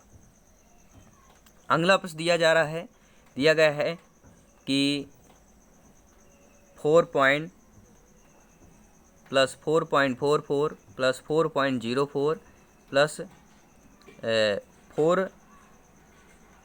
44.4 दिया गया है और 444 दिया गया है। यहाँ पर 4.0 दिया गया है, ये आपको ध्यान देना है। 4.0 पहले में थोड़ा मिसप्रिंट हुआ है, 0.4 नहीं है 4.0 है यहाँ पर। अब देखिए सभी में हम कैसे यहाँ पे प्लस करेंगे, तो पहले हम 4.0 को लिखेंगे, इसके बाद फिर सेकंड क्या है 4.44 को लिखेंगे, इसके बाद 4.04 को लिखेंगे, इसके बाद 44.4 को लिखेंगे, इसके बाद 444 को लिख लेंगे। अब इनको प्लस कर लेना है। पहले हम यहाँ से करेंगे, तो ये करेंगे तो 4 4 8 ये हो जाएगा। इसके बाद किसको करना है आपको, ये इतना कर लेना है, तो 4 4 8 ये भी हो जाएगा। 4 4 8 होगा, कितना होगा सभी यहाँ पे ध्यान देंगे, कितना आ जाएगा। अब यही तो ध्यान देना है, यही आपको गड़बड़ करना नहीं है। चलिए सभी लोग सॉल्व करें, अच्छे तरीके से सॉल्व करेंगे। अब देखिएगा, अब इसके बाद हमें क्या करना है, 4 4 8 पॉइंट लगा देंगे। अब पॉइंट के बाद देखिए कितने चार है, 2 3 4 5, 4 5 20, यहाँ पे 0 कर देंगे, 0.2 आ जाएगा। 4 4 8 तो 10 कर देंगे, एक हासिल बचेगा, 4 1 5, तो 500.88 आ रहा है। जबकि ऑप्शन में आपका कोई दिया नहीं, तो आपका ऑप्शन नंबर डी हो जाएगा, इनमें से कोई नहीं। अगला प्रश्न दिया जा रहा है कि 2/10 प्लस 2/1000 माइनस 2/100 प्लस 2/10,000 को बराबर योगफल निकालना है। अब देखिए बटे में संख्या दे दी गई है, यानी कि आप लोग ध्यानपूर्वक रफ में लिखिए अपने 2/10 प्लस 2/1000 यानी कि 1000 माइनस 2/100 प्लस 2/10,000 यानी कि 10,000। अब इसको लिखने के बाद आपको क्या करना है, सभी को पता है, नीचे एलसीएम आपका कितना आ जाएगा 10,000, यहाँ पर आपका एलसीएम आ जाएगा, नीचे एलसीएम कर देंगे। बाकी संख्या सेम ऊपर है, तो हम यहाँ पे 10,000 एलसीएम है, यहाँ 10 है, 10 का भाग जब 10,000 में देंगे कितने बार जाएगा 1,000 में जाएगा। 1,000 का गुणा ऊपर 2 से करेंगे, इतना आ जाएगा 2,000। यहाँ पर देखिए 2,000 का हम 2K में लिख रहे हैं, ठीक है, 2K यानी कि 2,000 के, यानी हम 1,000 को डिनोट कर रहे हैं, के बराबर 1,000 यहाँ पर लिख सकते हैं। स्पेस की वजह से बाकी रफ में आप डायरेक्टली 2,000 लिख सकते हैं, प्लस यहाँ पे 20 हो जाएगा और माइनस 200 प्लस 2 हो जाएगा। टोटल आपका जब इसको प्लस करेंगे 1822 आएगा बटे 1,000 आ जाएगा, 10 आ जाएगा, ठीक है, 1822 बटे 10,000 आ जाएगा।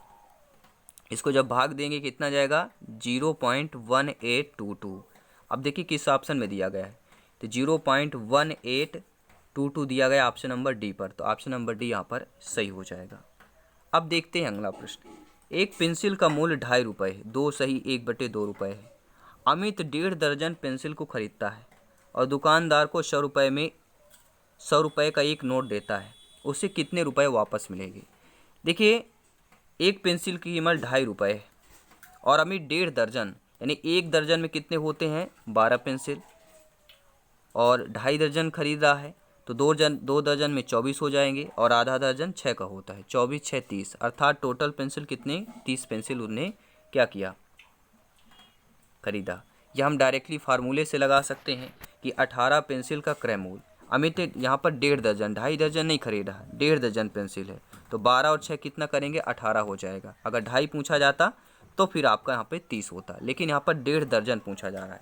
1.5 मतलब होता है 1 दर्जन पूरा और आधा दर्जन 6 का होता है, तो 18 पेंसिल का क्रय मूल्य बराबर कितना हो जाएगा? 18 गुणे 25 हो जाएगा, बराबर कितने कर देंगे? सभी लोग ध्यान दें, 18 गुणे 25 हो जाएगा। अब देखिए, दुकानदार द्वारा जो है वापस किए गए कितने रुपए हैं? 18 गुणे 25 कैसे हो जाएगा? अब आप लोग कमेंट करेंगे 18 गुणे 25 नहीं, 18 गुणे 2.5 होगा, क्योंकि एक पेंसिल की कीमत कितनी है? 2.5 रुपये। 18 गुणे 2.5 करेंगे, टोटल आ जाएगा 45 रुपये आ जाएगा। ठीक है, 45 रुपये आ गया। टोटल 100 का नोट देता है, तो 100 माइनस क्या करेंगे? 45 करेंगे, टोटल कितना आ जाएगा? 55 आ जाएगा। सी ऑप्शन सही हो जाएगा। अब देखते हैं अगला प्रश्न। पेट्रोल की कीमत 25% की दर से बढ़ जाती है, पेट्रोल पर खर्च ना बढ़े, इसके लिए यात्रा में कटौती करनी पड़ेगी। देखिए, पेट्रोल डीजल के दाम बढ़ रहे हैं, इसलिए पेट्रोल से संबंधित प्रश्न पूछे जा सकते हैं।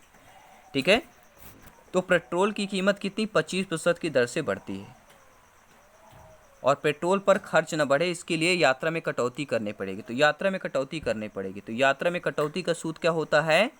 100x अपान 100 प्लस x मल्टीप्लिकेशन प्रतिशत, यहाँ पर क्या हो जाएगा? प्रतिशत से होगा। यात्रा में कटौती का फार्मूला क्या है? 100x अपान 100 प्लस x, जहाँ पर x बराबर क्या दिया गया है? 25 हो जाएगा। अब आपको रख देना है, तो 25 मल्टीप्लिकेशन 100 यानी 25x, और 25 प्लस x यानी कि 100 प्लस x करेंगे, यानी कि क्या करेंगे? 100 प्लस 25 कर देंगे, और ऊपर क्या आ जाएगा? ऊपर आपका आ जाएगा 2500 और नीचे आ जाएगा 125। अब आपको करना क्या है?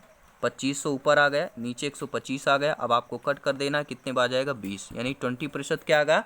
20% यात्रा में कटौती करनी पड़ेगी, अर्थात यहाँ पर बी ऑप्शन की बात कर रहे हैं। अब देख लेते हैं दोस्तों अगला प्रश्न। यदि किसी बस की चाल उसके सामान्य चाल से 5 किलोमीटर प्रति घंटा अधिक दर्ज कर दिया गया है, तो वह 300 किलोमीटर की यात्रा तय करने में 2 घंटे का समय लेती है, तो बस की सामान्य चाल किलोमीटर घंटा में कितना होगा? अब यहाँ पर ध्यान दीजिएगा, ये मान लीजिए कि बस की सामान्य चाल कितना है? x किलोमीटर मान लीजिए, बस की सामान्य चाल x किलोमीटर है, तो सामान्य चाल से यात्रा का समय कितना हो जाएगा? तो सामान्य चाल से यात्रा का समय 300 अपान x हो जाएगा। और सभी लोग जानते हैं समय बराबर क्या होता है? दूरी बटे चाल। समय बराबर क्या होता है? दूरी बटे चाल होता है। अब आपको लिखना है प्रश्नानुसार नीचे रफ पर, 300 अपान x माइनस 300 अपान x प्लस 5 बराबर 2। अब x प्लस 5 हमने क्यों किया? सामान्य चाल 5 किलोमीटर घंटा कर दिया गया। अब सामान्य चाल कर दिया कि इसको हम माइनस कर लेंगे, 300 मीटर यात्रा तय करने हैं, इसमें हमने x का कर दिया। अब सामान्य चाल को माइनस कर देंगे, 300 अपान x प्लस 5 इक्वल टू 2, क्योंकि 2 घंटे का समय लेती इसलिए बराबर हमने 2 कर दिया। अब इसको आप सॉल्व कर लेंगे, ऑलरेडी इसको जब सॉल्व करेंगे तो क्या आएगा? ध्यान दीजिए, 300 x प्लस 5 आ जाएगा minus 300 x equal to 2x upon x plus 5। जब पूरा सॉल्व करेंगे तो x बार कितना आ जाएगा? 25 आ जाएगा, यानी कि बस की सामान्य चाल कितने किलोमीटर में है? तो 25 किलोमीटर। अब देख लेते हैं अगला प्रश्न। आई होप आप लोग अच्छे तरीके से समझ पा रहे होंगे। अगला प्रश्न है, 6 घंटों में सेकंडों की संख्या निम्नलिखित में से किसकी मिनटों के संख्या के बराबर होगी? अब देखिए 6 घंटों में सेकंडों की संख्या, देखिए 1 घंटे में कितने सेकंड होते हैं, सभी लोग जानते हैं 60 सेकंड होते हैं। तो 6 घंटे में कितने हो जाएंगे, 60 गुणे 6 बराबर क्या आ जाएगा, 360 सेकंड।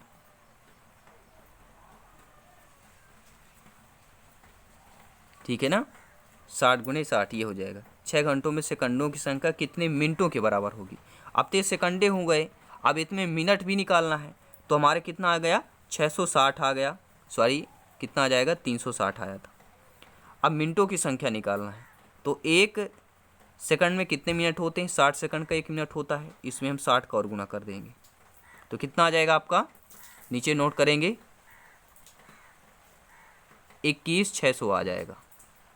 एक दिन में मिनटों की संख्या कितनी होती है, 24 गुणे 60 करें, एक दिन में 24 घंटे, मिनट का सभी लोग जानते हैं 60 मिनट का 1 घंटा होता है, टोटल कितना कर लेंगे, इतना आ गया।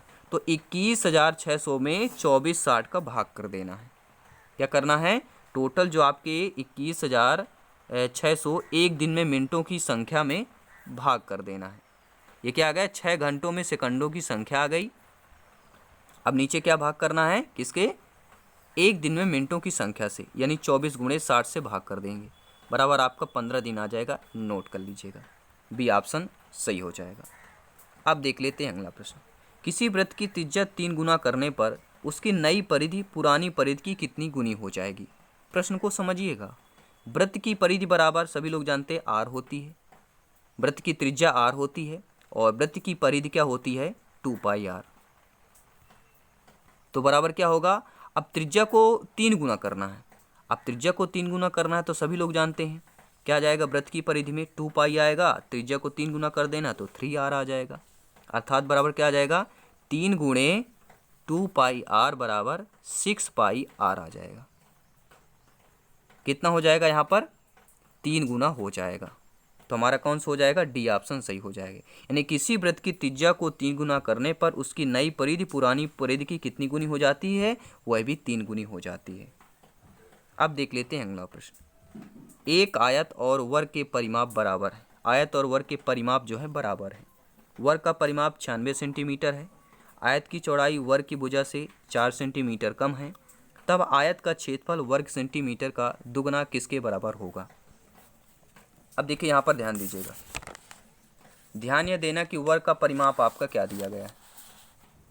देखिए वर्ग का परिमाप बराबर होता है भुजा गुणे 4, जी सभी लोग जानते हैं वर्ग का परिमाप बराबर 4 गुणे भुजा है, भुजा गुणे 4। तो भुजा बराबर क्या आ जाएगा, सभी लोग जानते हैं भुजा बराबर यहाँ पर 4 गुणे भुजा बराबर कितना दिया है, 96 सेंटीमीटर परिमाप दिया गया है। तो भुजा हमें यहाँ पे कैसे निकाल लेंगे, भुजा बराबर 96/4 कर लेंगे, तो भुजा की वैल्यू कितनी आ गई, 24। तो भुजा कितना आ गया, 24 सेंटीमीटर, हमारा भुजा निकल के आ गया। अब निकालेंगे आयत की चौड़ाई। आयत की चौड़ाई में क्या करेंगे, 4 सेंटीमीटर कम है, तो क्या करेंगे 24 - 4 कर लेंगे, तो आयत की चौड़ाई 20 सेंटीमीटर आ गई। अब परिमाप निकालना है, तो आयत का परिमाप क्या होता है, 2 गुणे लंबाई धन चौड़ाई होता है। लंबाई आपका निकालना है, चौड़ाई आपकी 20 निकल के आ गई, बराबर 96 कर देंगे, क्योंकि दोनों का परिमाप सेम है। अब यहाँ पे लंबाई निकालिए, 2 यहाँ पे करेंगे 96 का 2 में भाग कर देंगे, और क्या करेंगे 20 माइनस कर देंगे, तो एल बराबर कितना आ जाएगा, सभी ध्यान दें। तो लंबाई हमारी कितनी आ गई, 28 सेंटीमीटर। तो आयत का क्षेत्रफल का दुगना क्या हो जाएगा, 2 गुणे लंबाई धन चौड़ाई। लंबाई हमारी कितनी आ गई, 28, और चौड़ाई हमारी 20 आई थी। अब दोनों को क्या कर लेना है, लंबाई यहाँ पे, ठीक है, लंबाई गुणे होता है, धन में नहीं होगा, ये भी ध्यान देना है। 2 गुणे 28 गुणे 20 हो जाएगा। अब दोनों की वैल्यू पुट कर दीजिए, आपका आंसर आ जाएगा 1120 सेंटीमीटर। देखिएगा ऑप्शन नंबर सी आपका सही हो जाएगा। अब देख लेते हैं अगला प्रश्न। किसी घन का पृष्ठ क्षेत्रफल 96 सेंटीमीटर है, इसकी भुजा की लंबाई क्या होगी। अब देखिए समझिएगा, घन का पृष्ठीय क्षेत्रफल क्या दिया गया है, 96 सेंटीमीटर, और इसका फार्मूला क्या होता है, 6a³। किसी घन के पृष्ठ का क्षेत्रफल का फार्मूला 6a³ होता है, पृष्ठीय क्षेत्रफल का 6a³ होता है। तो 6a² बराबर 96 कर देंगे,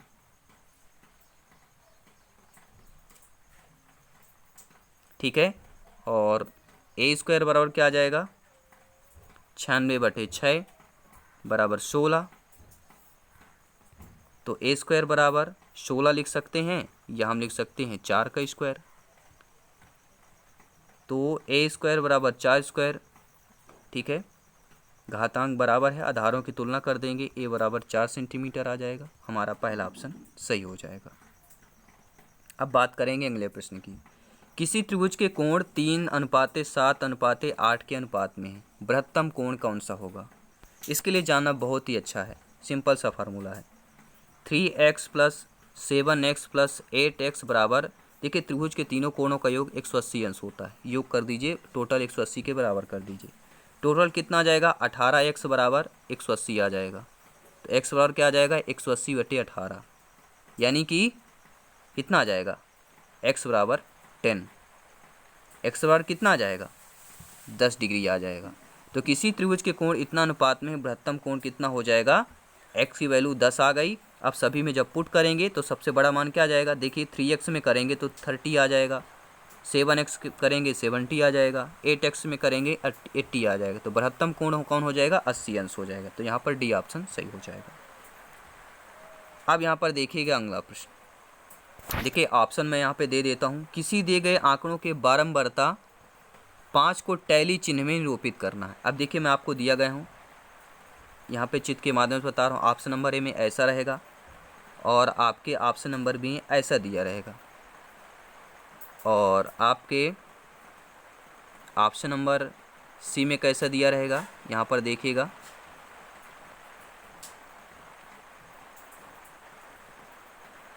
ऑप्शन नंबर सी में आपको दे रहा हूँ 1 2 3 ऐसा दिया रहेगा, और ऑप्शन नंबर डी में कैसा दिया रहेगा? ऐसा दिया रहेगा। ये चार आपके दिए गए। तो इन आंकड़ों में बारंबारता 5 को टैली चिन्ह में निरूपित करना है। तो कैसे निरूपित करेंगे? सभी लोग ध्यान देंगे। तो निरूपित करने का जो सही तरीका है वह कौन सा हो जाएगा?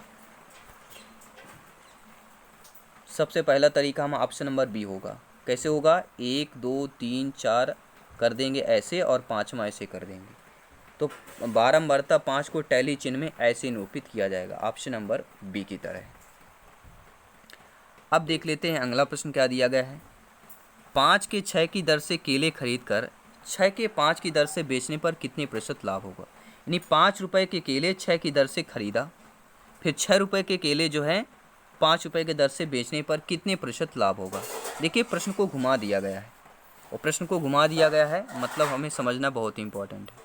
देखिए जब कुछ वस्तुएं ए व बी की दर से खरीदी जाती हैं और ए की दर से बेची जाती हैं, तो पूरे लेन देन के प्राप्त प्रतिशत लाभ या हानि का क्या होता है? बी स्क्वायर माइनस ए स्क्वायर अपान ए स्क्वायर मल्टीप्लिकेशन 100% होता है। ठीक है ना। अब इसके बाद देखिए, अब आपको करना क्या है। बी का मान 6 है, ए का मान 5 है, तो बी स्क्वायर माइनस ए स्क्वायर अर्थात 5 का स्क्वायर माइनस 6 का स्क्वायर बटे ए स्क्वायर मतलब 5 स्क्वायर मल्टीप्लिकेशन 100 कर लेंगे। यानी पूरी अच्छी तरह से मैं लिख लेता हूँ। 5 का स्क्वायर बी का स्क्वायर है, तो बी हमारा 6 है, और ए स्क्वायर यानी कि 5 का स्क्वायर बटे ए स्क्वायर यानी 5 स्क्वायर मल्टीप्लिकेशन 100 कर लेंगे। अब 6 का होता है 36 और माइनस 25 बटे 25 मल्टीप्लिकेशन 100। 25 से कम 25 चौको 4 कर लेंगे, 25 चौको 100 होता है, 4 हो जाएगा। अब यहाँ पे क्या बचा आपका? 36 माइनस 25, तो 36 माइनस 25 कितना आता है? सभी लोग जानते हैं, 11 आ जाएगा। ठीक है, और 11 गुणे 4 कर देंगे, कितना आएगा? 44% आ जाएगा। तो कौन सा ऑप्शन सही हो जाएगा? हमारा सी ऑप्शन सही हो जाएगा। अब बात करेंगे दोस्तों 15 प्रश्न कंसेप्ट हमने कर लिया। अब बात करेंगे पेडागॉजी के प्रश्नों की। तो पेडागॉजी प्रश्नों के लिए तैयार हो जाइए आप सभी लोग। आई होप ये कंसेप्ट की क्लास आप लोगों ने अच्छे तरीके से अटेंड किया होगा, समझ भी लिया होगा। चलिए तो पेडागॉजी की क्लास शुरू करते हैं। यहाँ पर आप लोगों का प्रश्न दिया गया है। प्रश्न क्या पूछा जा रहा है, ध्यानपूर्वक देखिएगा। 76 नंबर प्रश्न है, आपकी स्क्रीन पर दिया गया है कि गणित विषय के पाठ्यक्रम में महत्व है क्योंकि। देखिए गणित विषय में पाठ्यक्रम का महत्व क्यों है? क्योंकि यह विज्ञान विषयों के अध्ययन में सहायक है। सभी लोग जानते हैं गणित का विषय पाठ्यक्रम में इसलिए महत्व है क्योंकि विज्ञान विषयों के अध्ययन में सहायक भी है, तर्कात्मक सोच को विकसित करता है, व्यवहारिक जीवन में उपयोगी है। यहाँ पर उपयुक्त सभी वाला ऑप्शन दोस्तों सही हो जाएगा। अगला प्रश्न देख लेते हैं, स्क्रीन पर दिया गया है। क्या दिया गया है कि एक अच्छा गणितज्ञ होने के लिए क्या जरूरी होगा। एक आप मान लीजिए आपका सपना है गणितज्ञ बनना, तो एक अच्छे गणितज्ञ के लिए क्या जरूरी होगा। सवालों को उत्तर देने की तकनीक में निपुणता, अधिकतर सूत्रों को याद करना, बहुत जल्दी सवालों को हल करना, ये सभी अवधारणाओं को समझना, लागू करना और उनमें संबंध बनाना। देखिए दोस्तों, एक अच्छा गणितज्ञ होने के लिए सबसे ज़रूरी जो होता है, सभी अवधारणाओं को समझना, लागू करना और उनमें संबंध बनाना। अब देख लेते हैं अगला प्रश्न। एनसीएफ 2005 ने सर्वाधिक बल दिया है। तो जो आपका एनसीएफ 2005 है, उन्होंने सर्वाधिक किस पर बल दिया है। ज्ञान की संरचना पर, अवधारणाओं को रटने पर, कठिन सवालों को हल करने पर, तेजी से गणित करने पर। तो एनसीएफ 2005 ने सर्वाधिक बल किस पर दिया गया है। तो सभी जानते हैं एनसीएफ 2005 ने सर्वाधिक बल ज्ञान की संरचना पर बल दिया है। किस पर। राष्ट्रीय करिकुलम फ्रेमवर्क 2005 ने सर्वाधिक बल ज्ञान की संरचना पर दिया है। अब देख लेते हैं अगला प्रश्न। एनसीएफ 2005 के अनुसार गणित शिक्षण कैसा होना चाहिए। बाल केंद्रित, शिक्षक केंद्रित, पाठ वस्तु पर आधारित या ये सभी हो जाएगा। देखिए एनसीएफ 2005 के अनुसार गणित शिक्षण कैसा होना चाहिए। एक, बाल केंद्रित होना चाहिए। अगला प्रश्न दिया गया है दोस्तों, इनमें से कौन सी परियोजना या परियोजना विधि का मुख्य सिद्धांत नहीं है। करके सीखना, जीवन से सीखना, विद्यार्थियों के सहयोग एवं साहचर्य से सीखना या रटकर याद करना। देखिए रटना सभी लोग जानते हैं नेगेटिव एक वर्ड माना जाता है हमारे पेडागोजी शिक्षा शास्त्र में, या शिक्षक की बात कर रहे हैं। तो ऐसी परियोजना विधि का मुख्य सिद्धांत रटकर याद करना नहीं होगा, बाकी करके सीखना होगा, जीवन से सीखना, विद्यार्थियों के सहयोग एवं साहचर्य से सीखना। तो यहाँ पर D option according to question सही हो जाएगा, क्योंकि दैनिक जीवन से संबंधित होता है। इसमें बहुत सारे विद्यार्थी मिलकर कार्य करते हैं, स्वतंत्र चिंतन करते हैं। इस विधि के जन्मदाता किलपैट्रिक हैं। यानी किसकी बात कर रहे हैं। परियोजना विधि के जन्मदाता कौन है। किलपैट्रिक है, ध्यान दीजिएगा। और परियोजना विधि में रटकर याद करने पर बल नहीं दिया जाता, और परियोजना विधि के जन्मदाता किलपैट्रिक हो जाएंगे। अब बात करेंगे अगले प्रश्न की। गणित का ज्ञान प्राप्त करने वाले प्रत्येक व्यक्ति के लिए भावनाओं के प्रवाह में आकर नियम विरुद्ध कार्य करना अनुकूल नहीं होता है। यह कथन किस शिक्षण मूल से संबंधित हो जाएगा। सामाजिक मूल, अनुशासन संबंधी मूल, सांस्कृतिक मूल, या कह सकते हैं ऑप्शन नंबर डी इनमें से कोई नहीं। तो गणित का ज्ञान प्राप्त करने वाले प्रत्येक व्यक्ति के लिए भावनाओं में प्रवाह में आकर नियम विरुद्ध कार्य करना अनुकूल नहीं होता है। यह कथन अनुशासन संबंधी मूल का हो जाएगा। अगला प्रश्न देख लेते हैं दोस्तों, क्या पूछा जा रहा है। गणित शिक्षण का मुख्य उद्देश्य क्या होता है। गणित शिक्षण का मुख्य उद्देश्य होता है तार्किक ढंग से सोचने की क्षमता का विकास करना। ऑप्शन नंबर सी की बात कर रहे हैं। अगला प्रश्न दिया गया है, मूल्यांकन का उद्देश्य होता है पाठ्यक्रम में आवश्यक संशोधन करना, परीक्षण प्रणाली में सुधार करना, विद्यार्थियों को उत्तम ढंग से पढ़ाना या उपरोक्त सभी। तो मूल्यांकन का उद्देश्य पाठ्यक्रम में आवश्यक संशोधन करना भी होता है, परीक्षा प्रणाली में सुधार लाना भी होता है, और विद्यार्थियों को उत्तम ढंग से पढ़ाना भी होता है, अर्थात उपरोक्त सभी। डी ऑप्शन सही हो जाएगा। अगला प्रश्न पूछा जा रहा है, यदि एक शिक्षार्थी की बुद्धिलब्धि 100 है तो इसका आशय क्या होता है कि शिक्षार्थी प्रतिभाशाली बुद्धि का है, शिक्षार्थी का बुद्धि स्तर उच्चतम है, शिक्षार्थी की मानसिक आयु वास्तविक आयु से अधिक है, या शिक्षार्थी की मानसिक आयु वास्तविक आयु के बराबर है। तो सभी जानते हैं अगर किसी भी शिक्षार्थी बालक बालिका की बुद्धिलब्धि 100 है, मतलब शिक्षा की मानसिक आयु और वास्तविक दोनों बराबर है, यानी 5 वर्ष उसकी वास्तविक आयु है तो मानसिक आयु उसकी 5 वर्ष है। ये कहलाएगा जिसकी बुद्धिलब्धि 100 है। अब बात करेंगे अगले प्रश्न की कि गणित शिक्षण के लिए सबसे प्रभावी सहायक सामग्री कौन सी होगी। श्रव्य सामग्री, दृश्य सामग्री, चाक एवं बातचीत। देखिए गणित शिक्षण में प्रभावी सहायक सामग्री पूछा जा रहा है, तो प्रभावी सहायक सामग्री कैसे होगी। दृश्य यानी दिखाई देना। अब देख लेते हैं अगला प्रश्न कि किसका कथन है कि शिक्षक शिक्षण उपकरणों के माध्यम से शिक्षण को स्थायी एवं रोचक बना देते हैं। रस का, नन का, मेकन तथा रॉबर्ट्स का या वंशीधर का। तो शिक्षक शिक्षण उपकरणों के माध्यम से शिक्षक को या शिक्षण को स्थायी एवं रोचक बना देते हैं, मेकन तथा रॉबर्ट्स का कहना है। सी ऑप्शन सही हो जाएगा।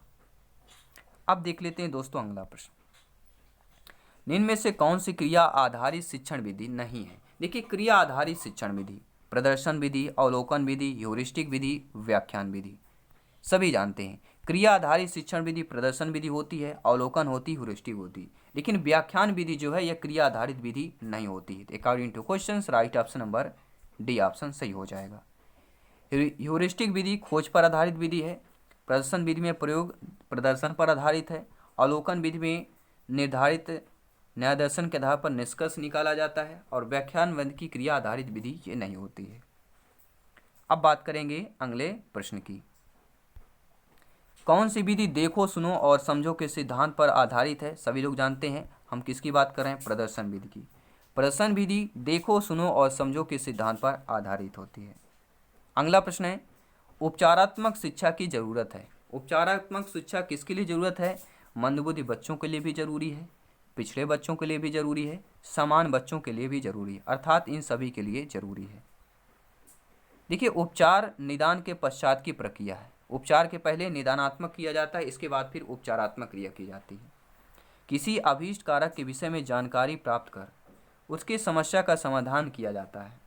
इसका विषय क्षेत्र व्यापक है, अतः प्रश्नगत तीनों विकल्प तथा मंदबुद्धि, पिछड़ा, समान सभी बच्चों के लिए आपके उपचारात्मक शिक्षण उपयोगी होता है।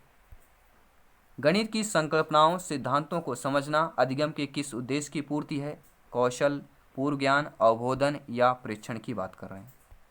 तो गणित की संकल्पनाओं और सिद्धांतों को समझना अधिगम के किस उद्देश्य की पूर्ति है? तो अधिगम के प्रेक्षण की पूर्ति हो जाएगी।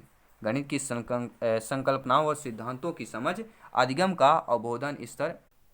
अब दोस्तों बात कर लेते हैं पर्यावरण अध्ययन की बात कर लेते हैं, भाग नंबर 4 की बात करेंगे। इसके बाद सेकंड लैंग्वेज का आपका कंप्लीट करेंगे बाय जायसवाल सर।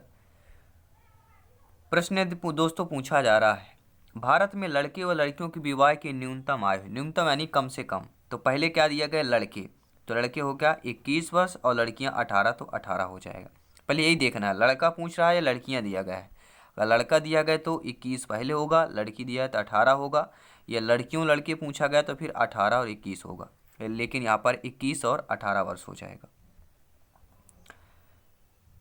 और हिंदू विवाह अधिनियम 1995 के अनुसार, तो हिंदू विवाह अधिनियम कब आया था? तो आपके 1955 में आया था, ध्यान देना है।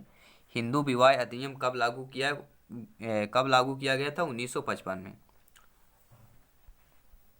दूसरा प्रश्न पूछा जा रहा है, निम्नलिखित में से जड़ का कौन सा कार्य पौधों के लिए नहीं है? भोजन भंडारण संचरित करना, ह्यूमस उपलब्ध कराना, पौधे को सहारा देना, जल तथा खनिजों का अवशोषण करना। तो आप सभी जानते हैं ह्यूमस उपलब्ध कराना यह पौधे का कार्य नहीं होता है, ठीक है। जड़ पौधे का बहुत ही महत्वपूर्ण भाग होता है। जड़ का कार्य होता है, सारी चीज़ें देख लीजिए, जड़ का क्या होता है? भोजन भंडारण, पौधे को सहारा देना, जल तथा खनिजों का अवशोषण करना, जबकि ह्यूमस क्या होता है? मिट्टी द्वारा यह उपलब्ध कराया जाता है। अगला प्रश्न है, प्रकाश संश्लेषण के दौरान हरे पौधे निम्न में से किसे सोख लेते हैं? हीलियम को, हाइड्रोजन को, कार्बन डाइऑक्साइड को या ऑक्सीजन को? तो प्रकाश संश्लेषण के दौरान जो हरे पौधे होते हैं वह CO2 कार्बन डाइऑक्साइड को सोख लेते हैं और ऑक्सीजन गैस मुक्त करते हैं, जिससे पर्यावरण शुद्ध बना रहता है। इनमें से कौन सी ऊर्जा अक्षय संसाधन नहीं है?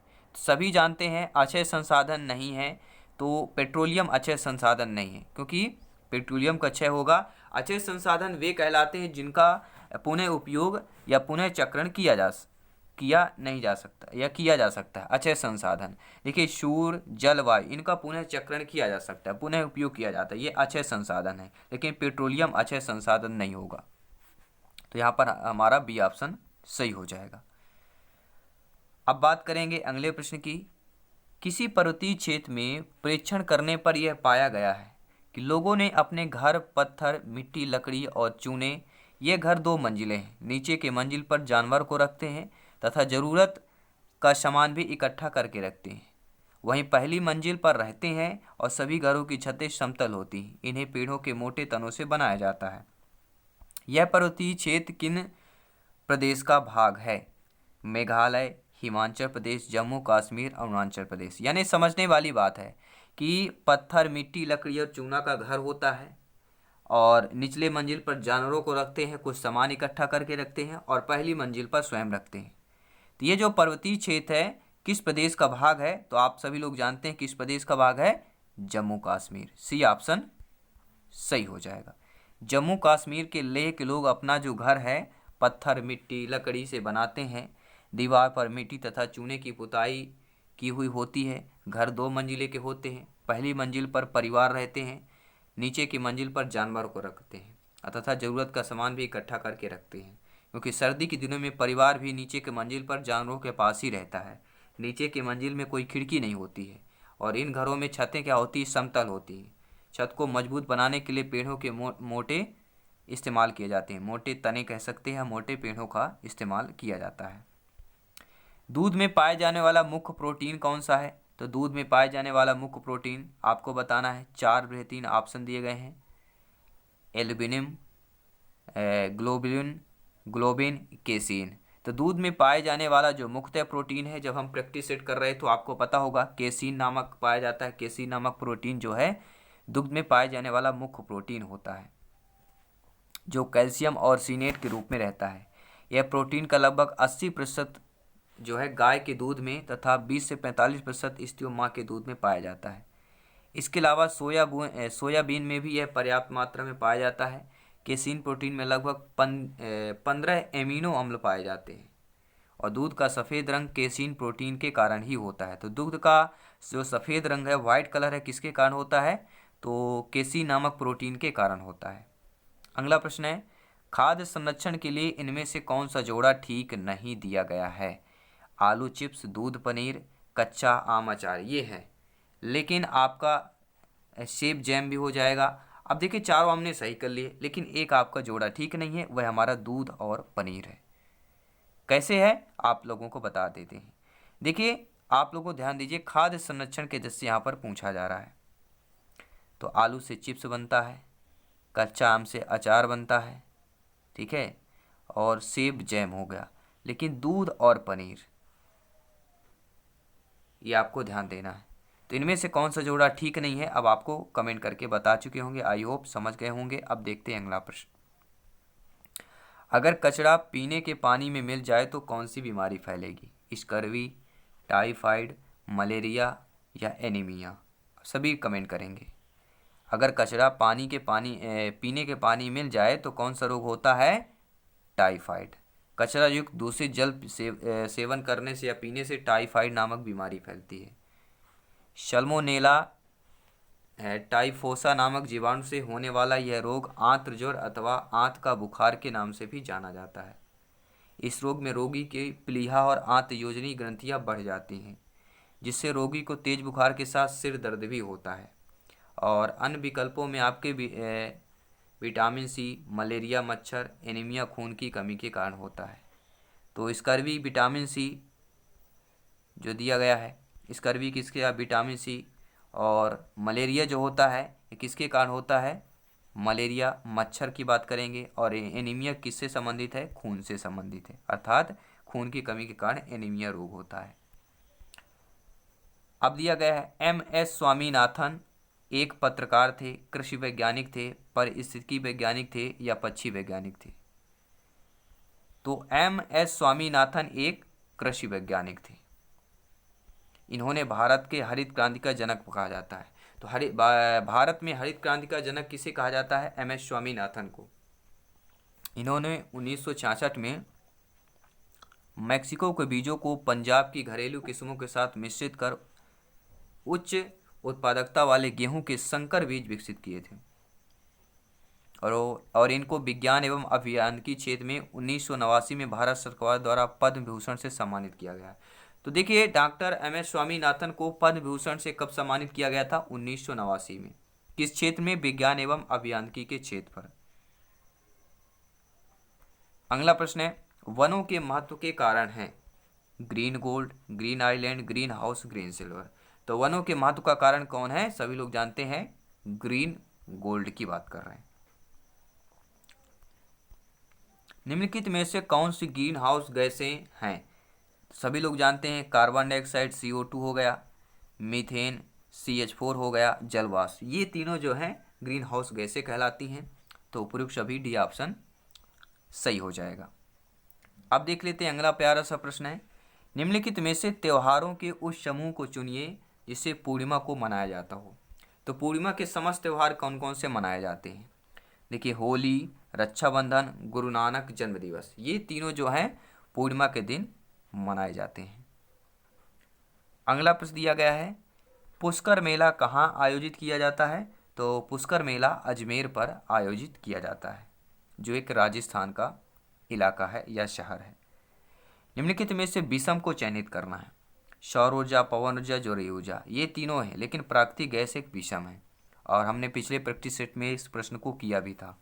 तो इम्पोर्टेंट प्रश्न है यह कि सौर ऊर्जा, पवन ऊर्जा, जौहरी ऊर्जा ये अपरंपरागत और नवीकरणीय ऊर्जा के स्रोत हैं, जबकि प्राकृतिक गैस एक परंपरागत एवं अनवीकरणीय ऊर्जा के स्रोत हैं। अगला प्रश्न है, जल की आर्द्रता या नमी को किसके द्वारा नापा जाता है? बैरोमीटर, हाइग्रोमीटर, फाइडोमीटर या मर्केली स्केल द्वारा। तो जल की आर्द्रता या नमी को हाइग्रोमीटर के द्वारा नापा जाता है। देखिए, बैरोमीटर वायुदाब हो गया, वायुदाब किससे नापा जाता है? बैरोमीटर से। हाइग्रोमीटर से आर्द्रता या नमी नापी जाती है।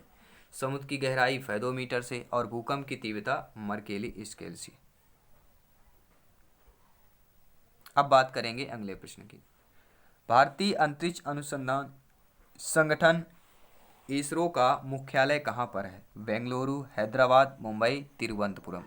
तो भारतीय अंतरिक्ष अनुसंधान संगठन इसरो का मुख्यालय कहाँ पर है?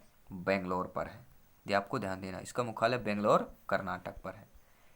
अगला प्रश्न है, सुनीता विलियम्स कौन है? अंतरिक्ष यात्री, मिसाइल विज्ञानी, नाभिकीय वैज्ञानिक, अंतरिक्ष भौतिक वैज्ञानिक। तो सभी जानते हैं सुनीता विलियम्स एक अंतरिक्ष यात्री हैं। 19 सितंबर 1965 यूक्लिड अमेरिकी अंतरिक्ष एजेंसी नासा के माध्यम से अंतरिक्ष जाने वाली भारतीय मूल की दूसरी महिला हैं। यह भारत के गुजरात के अहमदाबाद के ताल्लुक रखती हैं। इन्होंने एक महिला अंतरिक्ष यात्री के रूप में 195 दिनों तक अंतरिक्ष में रहने का विश्व कीर्तिमान स्थापित किया है, जबकि प्रथम भारतीय मूल की अंतरिक्ष यात्री कल्पना चावला है। अगला प्रश्न है, क्रिसमस डे दिवस किस तारीख को मनाया जाता है? 25 दिसंबर, 16 अक्टूबर, 19 नवंबर, 1 दिसंबर। सभी लोग जानते हैं दिसंबर महीने में मनाया जाता है कि अक्टूबर मनाया जाता है, नीचे कमेंट करके बताएं। तो क्रिसमस डे जो है किस तारीख को मनाया जाता है? 25 दिसंबर को क्रिसमस डे मनाया जाता है। ये ईसा मसीहा के जन्मदिन के रूप में मनाते हैं। प्रतिवर्ष 25 दिसंबर के दिन लोग गिरजाघरों में जाकर प्रार्थना करते हैं और अपने घर में क्रिसमस ट्री को बल्ब एवं सितारों से सजाते हैं। मित्र तथा संबंधी एक दूसरे घर जाते हैं तथा उपहार एवं शुभकामनाएं देते हैं। खो खो टीम में कितने खिलाड़ी होते हैं? खो खो टीम में सभी को पता है, खो खो टीम में टोटल 9 खिलाड़ी होते हैं। कान्हा राष्ट्रीय उद्यान कहाँ पर स्थित है? राजस्थान, छत्तीसगढ़, गुजरात, मध्य प्रदेश। सभी लोग जानते हैं कान्हा राष्ट्रीय उद्यान कहाँ पर स्थित है? यह मध्य प्रदेश पर स्थित है। और किस जिले पर? मध्य प्रदेश के मंडला जिले पर स्थित है। पर्यावरण अध्ययन के लिए आप छात्रों के कौन से चैनल देखने का सुझाव देंगे? National geography, discovery, animal planet या उपयुक्त सभी। तो पर्यावरण अध्ययन के लिए, इन्वायरमेंट स्टडीज के लिए छात्रों को कौन से चैनल का सुझाव देंगे? नेशनल जियोग्राफी, ये भी ईवीएस से संबंधित है, डिस्कवरी और एनिमल प्लैनेट, ये तीनों हो जाएंगे। तो उपयुक्त सभी डी ऑप्शन सही हो जाएगा। ये सभी मानव जीवन से संबंधित प्राकृतिक तथा अप्राकृतिक तथ्यों से परिचित कराते हैं, और ये पर्यावरण अध्ययन विषय पढ़ने वाले छात्र को उपरोक्त सभी चैनल देखने का सुझाव देंगे, क्योंकि सभी ये पर्यावरण से संबंधित चैनल हैं। अगला प्रश्न है, इनमें से सबसे उपयुक्त शिक्षण विधि कौन सी कहलाएगी? विचार गोष्ठी एवं श्रुतलेख एवं दिया गया कार्य, विचार गोष्ठी एवं कार्य योजना, या व्याख्यान एवं श्रुतलेख की बात कर रहे हैं। तो इनमें से सबसे उपयुक्त जो शिक्षण विधि होगी वह है विचार गोष्ठी एवं कार्य योजना। विचार गोष्ठी एवं कार्य योजना शिक्षण विधि की सबसे उपयुक्त विधि है। इस शिक्षण विधि में छात्र जो है परस्पर विचारों का आदान प्रदान करके अपने ज्ञान की वृद्धि करते हैं। यह शिक्षण विधि कृत्रिम वातावरण को समाप्त करने तथा शिक्षा को जीवन से संबंध स्थापित करने हेतु महत्वपूर्ण मानी जाती है, और स्टार्टिंग में यानी प्रारंभ में इसका प्रयोग छात्रों द्वारा किए जाने वाले गृह कार्यों के लिए किया जाता था। इसमें योजना बनाना तथा शारीरिक श्रम का एक निहित होता था। अगला प्रश्न है, रेटिंग स्केल में कौन सी तकनीक का उपयोग होता है? अवलोकन, जांच सूची, अधिविन्यास, लिखित प्रश्न। देखिए रेटिंग स्केल, तो रेटिंग स्केल में जिस तकनीक का उपयोग होता है वह कहलाता है अवलोकन। निर्धारण मापनी या रेटिंग स्केल एक यंत्र है जिसमें निर्धारित की जाने वाली वस्तु को संख्याक निर्दिष्ट किया जाता है।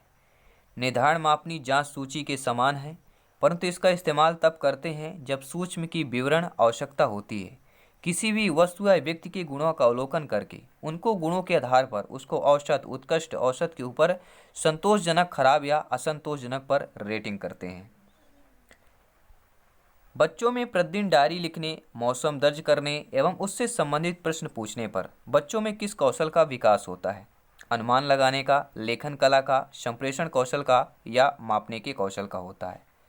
तो बच्चों में प्रतिदिन डायरी लिखने, मौसम दर्ज करने एवं उससे संबंधित प्रश्न पूछने पर बच्चों के संप्रेषण कौशल का विकास होता है।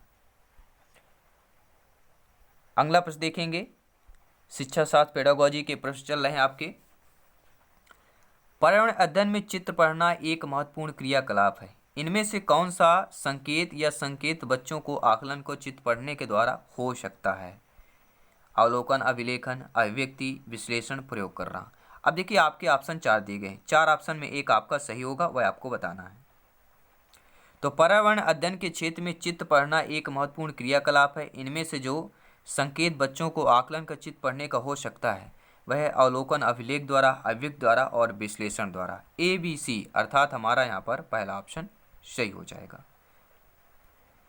देखिए सभी जानते हैं कि बच्चे चित्र, पोस्टर, साइन बोर्ड, पुस्तक, श्रव्यदृश्य सामग्री, स्पर्शनीय, उभरी सामग्री, अखबार की कतराने आदि छिपे भावों, संकेतों, उनमें अंतर्निहित अर्थों का अवलोकन करते हैं, उनमें निहित अर्थों को समझते हैं, उनमें संबंध स्थापित करना, उनको अपने सरल शब्दों में अभिलेखन वाचन करते हैं। इस आधार पर यह कहा जा सकता है कि चित्र पढ़ने के द्वारा बच्चों का अवलोकन या अभिलेखन की क्षमता, अभिव्यक्ति क्षमता व विश्लेषण क्षमता तीनों का आकलन किया जाता है। अगला प्रश्न है, पर्यावरण अध्ययन में संकल्पनाओं और मुद्दों को विज्ञान और सामाजिक विज्ञान विषय के रूप में नहीं रखा गया है। क्यों नहीं रखा गया है? इस आयु वर्ग के बच्चे अपने परिवेश को समग्र रूप में देखते हैं। यह शिक्षण अधिगम की एक अच्छी युक्ति है। यह पाठ्यक्रम के भार को कम करने के लिए है। CBSE के द्वारा पर्यावरण अध्ययन के पाठ्यक्रम को इसी प्रकार से निर्धारित किया है। सभी कमेंट के माध्यम से बताएंगे। पर्यावरण अध्ययन के संकल्पनाओं और मुद्दों को विज्ञान और सामाजिक विज्ञान विषय के रूप में नहीं रखा गया है क्योंकि इस आयु के वर्ग के बच्चों को अपने परिवेश को समग्र रूप में देखते हैं। पहला ऑप्शन सही हो जाएगा। अगला प्रश्न पूछा जा रहा है कि इनमें से कौन जो है पर्यावरण अध्ययन का उद्देश्य नहीं है? निगेटिव, नकारात्मक प्रश्न है। क्या उद्देश्य नहीं हो सकता? आप सभी भावी अध्यापक, अध्यापिकाएं, शिक्षक बंधु हैं, आप सभी का अभिनंदन, स्वागत करते हैं शिक्षक भर्ती के चैनल अपने परिवार, शिक्षकों के परिवार, टीचर्स फैमिली की बात कर। तो पर्यावरण अध्ययन का क्या उद्देश्य नहीं है? परिवेशी मुद्दों पर जागरूकता का विकास करना, बच्चे को स्वयं अपने हाथ से कार्य करने और खोजने की क्रियाकलापों से जोड़ना, बच्चों को पाठ्य पुस्तक की परिभाषाएं प्रदान करने के लिए प्रोत्साहित करना, या हम कह रहे हैं कि बच्चों को जिज्ञासा और सृजनात्मकता का पोषण करना। तो पर्यावरण अध्ययन का उद्देश्य क्या नहीं है? देखिए बच्चों को पाठ्य पुस्तक की परिभाषा प्रदान करने के लिए प्रोत्साहित करना, पाठ्य पुस्तक की परिभाषा, यह पर्यावरण अध्ययन का उद्देश्य नहीं है। बाकी ABD ये आपके उद्देश्य होंगे, लेकिन तीसरा उद्देश्य नहीं होगा, इसलिए according to questions right option number C हो जाएगा। अगला प्रश्न दोस्तों स्क्रीन पर है, पर्यावरण अध्ययन पाठ्यक्रम बच्चों की समग्र शिक्षा का कारण बन सकता है यदि यह एकीकृत हो, समावेशी हो, विषयगत हो या उपयुक्त सभी रूपों में हो। तो पर्यावरण अध्ययन, इन्वायरमेंट या EVS पाठ्यक्रम बच्चों की समग्र शिक्षा का कारण बन सकता है यदि यह एकीकृत हो, समावेशी हो, विषयगत हो, अर्थात उपयुक्त सभी होना चाहिए। क्योंकि आप लोग जानते हैं पर्यावरण अध्ययन छात्रों को जटिल पर्यावरणीय मुद्दों पर समझ विकसित करने में मदद करता है। साथ ही आर्थिक, राजनैतिक, सामाजिक, वैज्ञानिक आदि विषयों में संदर्भ में पूरक का कार्य भी करता है। पर्यावरण अध्ययन के शिक्षण हेतु इनमें से कौन सा उद्देश्य आवश्यक नहीं है?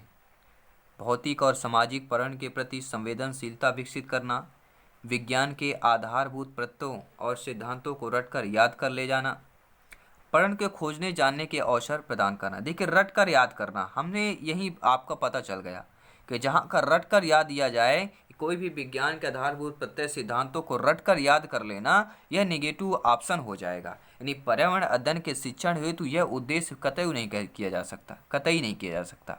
बी ऑप्शन हमारा नेगेटिव होगा, इसलिए अकॉर्डिंग टू क्वेश्चन सही हो जाएगा। अब देखेंगे 120 नंबर क्वेश्चन, इसके बाद 30 प्रश्न करेंगे द्वितीय भाषा सेकंड लैंग्वेज जिन्होंने सेलेक्ट किया है। पर्यावरण अध्ययन में बच्चों को पाठ्य पुस्तकें और शिक्षकों के अलावा अन्य स्रोतों की मदद लेने के लिए प्रोत्साहन करना चाहिए। क्यों करना चाहिए? पर्यावरण अध्ययन के बच्चों को पाठ्य पुस्तक और शिक्षक के अलावा अन्य स्रोतों के मदद के लिए प्रोत्साहन करना चाहिए। क्या रीजन हो सकता है इसके लिए? पर्यावरण अध्ययन सीखने के लिए पाठ्य पुस्तक और शिक्षक ही स्रोत नहीं है। यह पर्यावरण अध्ययन सीखने के लिए समुदाय, माता पिता की उपस्थिति का विकास करेगा। यह शिक्षक को बच्चों के पृष्ठभूमि जानने के लिए अवसर देगा। यह बच्चों को सौंदर्यगत मनोक्रियात्मक कौशल का विकास करेगा। ये 4 आपके कूटनीतिक भाषा दिए गए, 4 में से आपको कलेक्ट करना है। तो पर्यावरण अध्ययन के बच्चों में पाठ्य पुस्तक और शिक्षकों के अलावा अन्य स्रोतों की मदद लेना चाहिए, क्योंकि पर्यावरण अध्ययन सीखने के लिए पाठ्य पुस्तक और शिक्षक ही स्रोत नहीं होते हैं, और भी कुछ स्रोत हैं। यह पर्यावरण अध्ययन सीखने के लिए समुदाय, माता पिता की उपस्थिति का विकास भी करता है। यह शिक्षक को बच्चों के पृष्ठभूमि जानने के लिए अवसर देता है। ए बी सी आपके तीनों हो जाएंगे। डी क्यों नहीं होगा? क्योंकि यह बच्चों के सौंदर्यगत और मनोक्रियात्मक कौशल का विकास करता है। तो सौंदर्यगत और मनोक्रियात्मक, सौंदर्यगत जो दी गया है तो ये चीज़ें नहीं करता है, इसलिए हमारा यहाँ पर ए बी सी वाला ऑप्शन सही हो जाएगा। ठीक है, आई होप आप लोग समझ पाए होंगे। अब देखते हैं द्वितीय भाषा संस्कृत भाषा की बात करेंगे। जिन्होंने संस्कृत भाषा सेलेक्ट किया है वो कंटिन्यू वीडियो वॉच करते रहें। जिन्होंने अदर भाषा या अदर लैंग्वेज सेलेक्ट किया है वो वीडियो को, क्लास को क्रिएट कर सकते हैं। अगला प्रश्न है 71 से 69 तक आपके इस गद्यांश से प्रश्न पूछे जाएंगे। गद्यांश दिया गया है कि कस्मिन् नगरे मंथरको नाम तंतुवाह प्रतिवसित इस्म, कदाचित् तस्य सर्वाणि उपकरणानि भग्नानि, ततः कुठरमदाय सह काष्ठार्थम वनम गतः, वने एकम सिंहपादपम अपश्यत। देखिए ये गद्यांश दिया गया है, आपको गद्यांश पढ़ लेना है। मैं थोड़ा सा वीडियो पॉज कर आप लोग अच्छे तरीके से पढ़ सकते हैं इस गद्यांश को, और हम डायरेक्टली इस गद्यांश से संबंधित डायरेक्टली प्रश्न करेंगे। देखिए प्रश्न क्या दिया गया है, पहला ही प्रश्न दिया गया है, संस्कृत भाषा में दिया गएगा, संस्कृत भाषा में आपको समझाएंगे भी। रक्ष्याः योगई है इत्यर्थे का पद है अनुच्छेदे प्रयुक्त है तत्वचा लिखति। देखिए रक्षा योग में कौन से पद में अनुच्छेद प्रयुक्त किया गया है? रक्षणीय है, सोचनीय है, पठनीय है, दर्शनीय है। तो रक्षा योग में इस पद में अनुच्छेद प्रयुक्त है। कौन सा अनुच्छेद प्रयुक्त किया गया है? तो रक्षणीय अनुच्छेद प्रयुक्त किया गया है। रक्षा या योगे तथ रक्षणीय पद प्रयुक्तम, अर्थात रक्षा की योग इस अर्थ में रक्षणीय पद का अनुच्छेद में प्रयोग किया गया है। सींचने के योग सेचनीय है, पढ़ने के योग पठनीय है, दर्शन के योग दर्शनीय है, पद का प्रयोग किया जाता है। इसे रक्षा के योग के लिए रक्षणीय किया गया है। सभी बलकों सभी आपके ऑप्शनों में अनियर प्रत्यय का प्रयोग हुआ है। अगला प्रश्न दिया गया है परिवारः इति शब्दस्य समानार्थकः शब्द अनुच्छेदः प्रयुक्त है। परिवार शब्द में समानार्थक शब्द अनुच्छेद प्रयुक्त किया गया है। कौन सा? कुटुंब, जलराशि, ग्रामः, देश। तो परिवार से समानार्थक शब्द अनुच्छेद आपको प्रयुक्त बताना है, इनमें से कौन होगा? तो वह होगा कुटुंब। कैसे होगा? देखिए परिवार इति शब्द समानार्थक शब्द कुटुंब प्रयुक्त होता है, अर्थात परिवार का समानार्थक शब्द जो है कुटुंब होता है, जबकि जलराशि, ग्राम, देश है अर्थ क्रमशः जलराशि या समुद्र, गांव के देश हैं। बाकी परिवार का जो समानार्थक शब्द कुटुंब कहला जाएगा। अगला प्रश्न है भो अयम तुष्टो अस्मि इति कह अवदत्। अब देखिए, अब हम जाएंगे कहाँ पर, आपके गद्यांश पर जाएंगे। अब आपको गद्यांश में जाएंगे और गद्यांश में देखिएगा ये आपकी लाइन दी गई है, अहम एनम करिष्यम यच्छ आह भो अहम तुष्टो अस्मि। क्या दिया गया है? यच्छ आह। अब देखिए ऑप्शन में क्या दिया गया आपके, अब ऑप्शन में देखना है, ऑप्शन में देखिए यच्छ दिया गया है। तो भो एम तुष्टुम इति कहे अवदत् किसने कहा? यच्छ ने कहा था। तो हमारा डी ऑप्शन सही हो जाएगा। क्या है? अरे मैं संतुष्ट हूं ऐसा किसने बोला था? यच्छ ने बोला था। इस कथन का वर्णन उपरोक्त गद्यांश यच्छ आह भो अहम तुष्टो अस्मि। अब देख लेते हैं इस गद्यांश से संबंधित अगला प्रश्न। तंतुवायस्य नाम किम आसीत्। तंतुवायस्य नाम किम आसीत्। अब देखिए यहाँ पर हम देखेंगे तंतुवायस्य नाम किम आसीत् दिया गया है ना। अब देखिए हम यहाँ पर खोजबीन करेंगे, खोजबीन करेंगे तभी हमारा क्या है पता चल जाएगा कि तत्व आयाम नाम किम आसीत्। अब देखिए खोजबीन करिए, अब खोजबीन करना पड़ेगा तभी आपको आंसर मिल पाएगा। ठीक है, चलिए सभी खोजबीन करें, आपके स्क्रीन पर है। अब यहाँ पर देखिएगा ये लाइन आप देखिए आपको आंसर मिल जाएगा। कस्मिन् नगरे मंथर को नाम तंतुआय प्रसति। किसको? मंथर को दिया गया है। अब देखिए ऑप्शन में क्या ये चीज दी गई है, अब देखिए दिया गया है मंथर कह दिया गया है, तो तंतुवास्य नाम की मासीत हो जाएगा मंथर कह। अगर हम इसे हिंदी में समझे कि तंतुवाय का नाम क्या था? मंथरक था। क्या था? मंथरक। अब देख लेते हैं अगला प्रश्न। कुठारमादाय सह वनम किमर्थम गतः। काष्ठार्थम, भ्रमणार्थम, धनार्थम, बलार्थम। यानी कुठार मद के वन में किस लिए गया था? कुठारमादाय सह वनम किम गच्छति, किस लिए गया था? अब इसके लिए हमें क्या करना पड़ेगा? हमें गद्यांश को देखना पड़ेगा। आइए गद्यांश को देख लेते हैं कि वन किस लिए गया था। अब देखिए वन शब्द आपको देखना है, कहीं और देखने की जरूरत ही नहीं पड़ेगी आपको। अब यहाँ पर देखिएगा कजाति तस्य उपकरणानि भगनानि ततः कुठार मदाय सह कष्टार्थम वनम गतः। क्या दिया गया है? कष्टार्थम वनम गतः। अब देखिएगा वही ऑप्शन में दिया गया, आपके ऑप्शन में क्या दिया गया है? अब देखिएगा कष्टार्थम दिया गया है, तो कुठार मदाय सह वनम किमर्थम गतः काष्टार्थम हो जाएगा, पहला ऑप्शन सही हो जाएगा। अर्थात हम हिंदी में समझे कुठार यानी काटने का एक उपकरण होता है, उसको लेकर वह यानी मंथरक वन में लकड़ी के लिए जाता है। कुठार यानी काटने का एक उपकरण। अब देख लेते हैं अगला प्रश्न।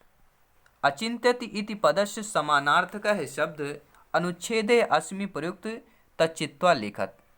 अब यहाँ पर ध्यान देना आप लोगों को, इनमें से समानार्थक शब्द में अनुच्छेद में कौन सा प्रयुक्त किया जाएगा? अचिंत्यत का। पहले अचिंत्यत का समानार्थक शब्द आपको बताना है। लिखितवान, दृष्टवान, चिंतवान, पठितवान। तो अचिंतन का क्या हो जाएगा? सभी लोग जानते हैं किस ऑप्शन की बात कर रहे हैं हम, ऑप्शन नंबर चिंतवान। अचिंतत का समानार्थक कौन हो जाएगा? चिंतवान।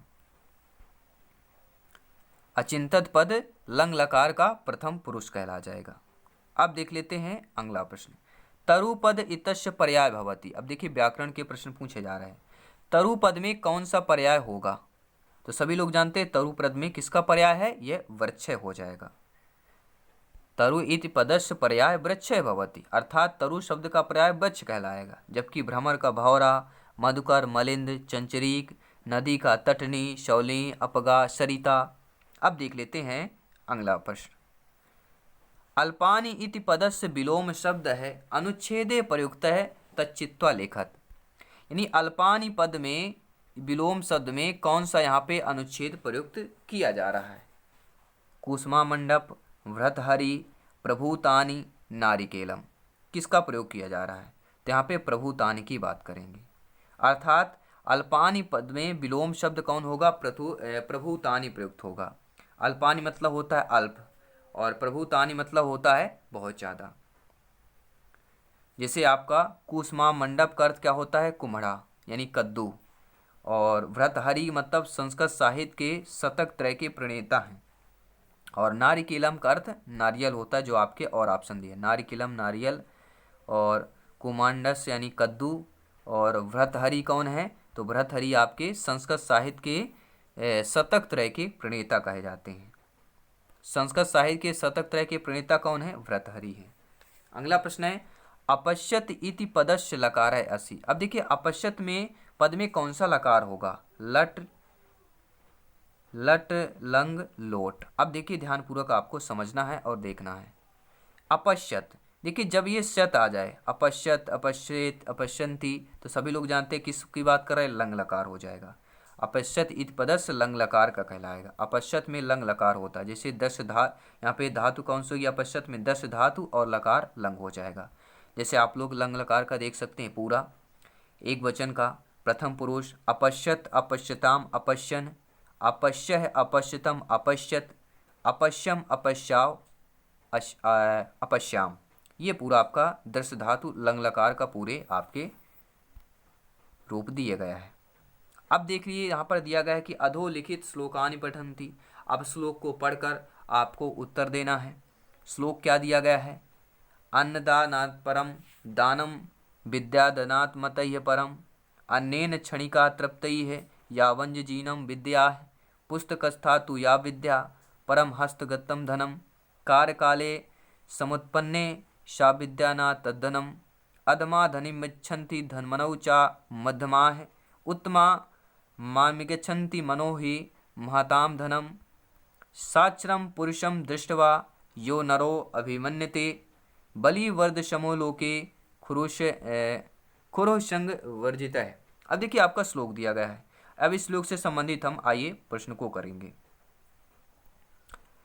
प्रश्न दिया गया है कि सागरेषु इति पदस्य पर्याय पदम श्लोकेश प्रयुक्तम तजुता लिखति। सागरेषु पद का पूछा जा रहा है। विहगेषु सिंहेषु समुद्रेषु अरंगेषु। देखिए सागरेश पद का पर्याय कौन सा हो जाएगा, तो सागरेश पद का पर्याय श्लोक में प्रयुक्तम क्या हो जाएगा, समुद्रेषु हो जाएगा। क्या हो जाएगा, सागरेश पद का पर्याय यहाँ पर क्या हो जाएगा, समुद्रेषु हो जाएगा। कहीं पे अगर आपका देख सकते हैं, आपके गद्यांश में आपको मिलेगा भी है, ठीक है। अब आप लोग देख सकेंगे, ये लाइन देखिएगा, मिल जाएगा। समुद्रेषु व्रता तप्तस्य भोजनम। क्या हो जाएगा, सागर पद का पर्याय यहाँ पे समुद्रेषु हो जाएगा, जो कि आपका पर्याय शब्द समुद्रेश, जो कि इस पद्यांश में प्रयोग किया गया है। अपमान इति पदस्य विलोम शब्द श्लोक प्रयुक्तम तच्चित्वा लेखत। देखिए अपमान शब्द में विलोम शब्द श्लोक में कौन सा प्रयोग किया, आप श्लोक में होना चाहिए, ये भी ध्यान देना है। जो आपका विलोम शब्द होगा वह श्लोक में मौजूद होगा। जलपानम भोजनम पाने सम्मानम। देखिए अपमान का क्या होता है, सभी लोग जानते हैं, सम्मान। अब आपको ये देखना है क्या सम्मान जो है आपके श्लोक पर दिया गया है या नहीं दिया गया है, ये भी ध्यान देना बहुत ही इंपॉर्टेंट है। चलिए खोजबीन करते हैं। सम्मान को हम यहाँ पर प्रकट करते हैं आपके स्क्रीन पर। अब देखिएगा यहाँ पर, यस्मिन देशे ना सम्मानो ना प्रीतर्न चा बंधवा है। अब देखिए सम्मान दिया गया है, अर्थात हमारा सम्मान वाला ऑप्शन सही हो जाएगा। अपमान इति पदस्य विलोम श्लोके सम्मान शब्द प्रयुक्तम। अगला प्रश्न देख लेते हैं। यावत् जीवनम तृप्तैः कया भवति, पेप्सी पानेन विद्या अन्नेन इच्छुरसेन। अब देखिए यावत् जीवनम तृप्ति कया भवति, यावत् जीवनम तृप्ति कया भवति, सभी लोग देखेंगे। तो इस जीवन में तृप्त कब मिलता है, अन्नेन क्षणिका तृप्तैः यावत् जीवनम चा विद्या। क्या हो जाएगा यहाँ पर, किसके कारण, विद्या। यावत् जीवनम तृप्ति कया भवति, जीवन में तृप्त कब होता है, विद्या प्राप्त करने से। जिस प्रकार से अन्नदातन परम दान विद्यादानतम परम, अन्नेन क्षणिका तृप्ति यावत् जीवनम चा विद्या। विद्या भवत, जिसका वर्णन उपयुक्त पद्यांश में आप देख सकते हैं। अब बात करेंगे अगले प्रश्न की। कीदृशम धनम कार्यकाले लाभप्रदम न भवति। किस दशा में जो है धन का कार्यकालीन उस समय लाभप्रद नहीं होता है? परहस्तगतम, निजहस्तगतम, मातुहस्तगतम, पितुहस्तगतम। अब देखिए हम यहाँ पर देखेंगे पद्यांश पर आएंगे, ठीक है। अब यहाँ पर हमें क्या ध्यान देना है, प्रश्न क्या पूछा गया था, अब एक बार प्रश्न आपको रिपीट करना है।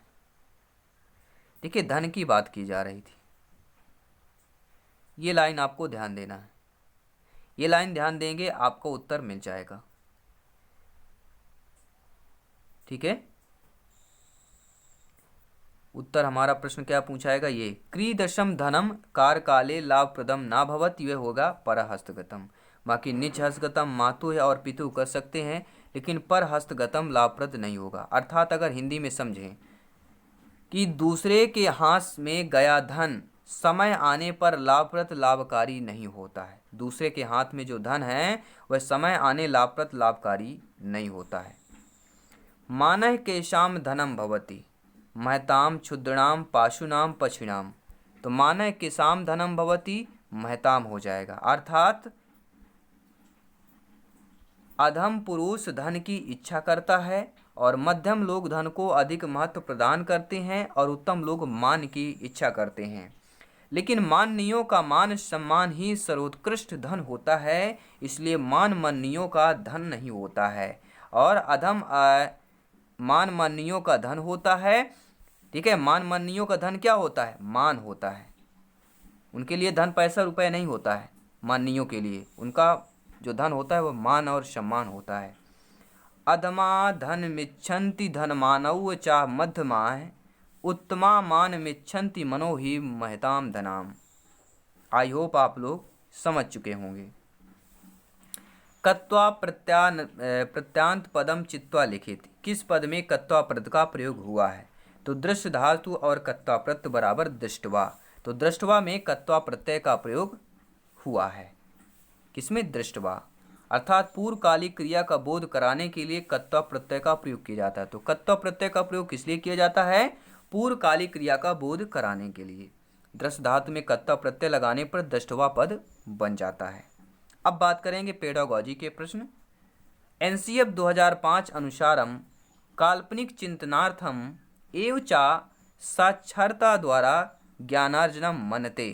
अर्थात दोस्तों एनसीएफ 2005 के अनुसार काल्पनिक चिंतार्थम में और साक्षरता द्वारा ज्ञान अर्जन मान्यता किया जाता है। शास्त्रीय भाषा में, द्वितीय भाषा में, मातृभाषा में, तृतीय भाषा में। तो एनसीएफ 2005 की जब भी बात की जाती है हम बात कर रहे हैं मातृभाषा की बात करेंगे। एनसीएफ 2005 के अनुसार नेशनल करिकुलम फेयरवर्क 2005 के अनुसार कल्पना, चिंतन एवं साक्षरता द्वारा ज्ञान का अर्जन करना मातृभाषा के अंतर्गत समाहित होता है। एनसीएफ 2005 के अनुसार बालक की प्रारंभिक शिक्षा मातृभाषा में देनी चाहिए, जिससे बालक किसी भी बात को सहजता से समझ सके। अब बात करेंगे अगले प्रश्न की कि भवान पृच्छतु अस्माकं लक्ष्यम किम, अहम एकेन पदेम उत्तरम वदामि विजय एतादृशः प्रश्नम रीतियुक्ति सहजैः विवरणात्मक या अलंकारिक है। देखिए यहाँ पे सहज कहला जाएगा। अगर हम इस प्रश्न को समझें, इस प्रश्न का क्या कहना है, क्या जवाब आएगा, क्या फीडबैक आएगा। देखिए आपने पूछा हमारा लक्ष्य क्या है, यही तो दिया गया है। भवान पृच्छत अस्माकं लक्ष्यम किम, हमारा लक्ष्य क्या है। मैंने एक शब्द या पद में उत्तर दिया कि विजय, अर्थात हमारा लक्ष्य विजय प्राप्त करना है। इस प्रकार के प्रश्न सहज प्रश्न कहलाते हैं। अब आप समझ गए होंगे कि मान लीजिए आपने प्रश्न पूछा अस्माकं लक्ष्यम किम, हमारा लक्ष्य क्या है, तो हमने एक पद में जवाब दिया विजय, विजय प्राप्त करना। तो यह प्रश्न कैसा कहलाएगा, सहज रूप का प्रश्न कहला जाएगा। अब बात करेंगे अगले प्रश्न की कि प्रभावी अधिगमनाय छात्रा की दशा भवेयु, प्रभाव रूप में अधिगम में छात्रा में किस दशा में किया जाता है, तो जिज्ञासा पूर्ण सक्रिय होगा। अगर समझें यानी प्रभावी अधिगम के लिए छात्रों को जिज्ञासा पूर्ण क्रियाओं के साथ होना चाहिए। छात्रों में सदैव सीखने के प्रति जिज्ञासा होनी चाहिए, तभी वह प्रभावी अधिगम प्राप्त कर सकता है। तो प्रभावी अधिगमनाय छात्रा कीदृशा भवेयु, जिज्ञासा पूर्ण सक्रिय चा, जिज्ञासा पूर्ण और सक्रिय रूप में। अब देखेंगे अगला प्रश्न। प्रत्यक्ष अनुदेशनम अधिकृत कस्य भूमिका सर्वाधिक प्रभावकारी। यानी प्रत्यक्ष अनुदेशन में देखा जाए अधिक रूप में किसकी भूमिका सर्वाधिक प्रभावकारी होती है। प्रत्यक्ष अनुदेशन में अधिगमकर्ता के, अध्यापक और अधिगमकर्ता दोनों के, शब्द संसाधन के, या अध्यापकस्य की बात कर रहे हैं। तो प्रत्यक्ष अनुदेशन में सबसे अधिक जो भूमिका सर्वाधिक प्रभावशाली होती है वह अधिगमकर्ता की होती है। प्रत्यक्ष अनुदेशन को अधिकृत कर सर्वाधिक प्रभावशाली भूमिका अधिगमकर्ता होता है, क्योंकि प्रत्यक्ष अनुदेशन अधिकृत अधिगमकर्तृ भूमिका सर्वाधिक प्रभावकारी भवति। अब देखेंगे अगला प्रश्न। श्रेष्ठ शिक्षणाय कस्याय महत्तम वर्तते। श्रेष्ठ शिक्षण जो होता है किस रूप में महत्व होता है? पाठस्य रूप में, अध्यापस्य रूप में, इकाई योजना के रूप में, नियोजन प्रक्रिया के रूप में।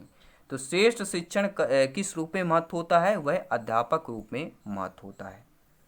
श्रेष्ठ शिक्षण के लिए अध्यापक का महत्व होता है। अध्यापक के द्वारा ही श्रेष्ठ शिक्षण का संचालन होता है। शिक्षा एक द्विध्रुवीय प्रक्रिया है। तो शिक्षा एक कैसी प्रक्रिया है? द्विध्रुवीय प्रक्रिया है। पाठ्यक्रम, शिक्षा, बालक। शिक्षक के अभाव में शिक्षण प्रक्रिया संभव नहीं है। अगर शिक्षक नहीं है तो उसके अभाव में शिक्षण प्रक्रिया नहीं है संभव, नहीं उसकी अनुपस्थिति में शिक्षक प्रक्रिया नहीं हो सकती है, शिक्षण प्रक्रिया संभव नहीं है। शिक्षक को ही शिक्षण का एक आवश्यक अंग माना जाता है। तो शिक्षण का आवश्यक एक अंग शिक्षक को भी माना जाता है। व्याकरण शिक्षणस्य या नूतना रीतयः वर्तते। आगमन निगमन रीति, समवायी रीति, पाठ्यपुस्तक रीति या उपर्युक्त सर्वाह रीति। देखिए व्याकरण शिक्षण की नई रीति जो मानी जाती है वह आगमन निगमन रीति मानी जाती है। आगमन निगमन रीति के द्वारा ही व्याकरण शिक्षण का पाठन होता है। व्याकरण शिक्षण शिक्षण विधि की अंगभूति प्रमुख विद्या श्रेष्ठ विधि कहलाती है। अगला प्रश्न है, संस्कृत शिक्षण में कौन सी विधि सहायक नहीं है? नेगेटिव नकारात्मक प्रश्न है।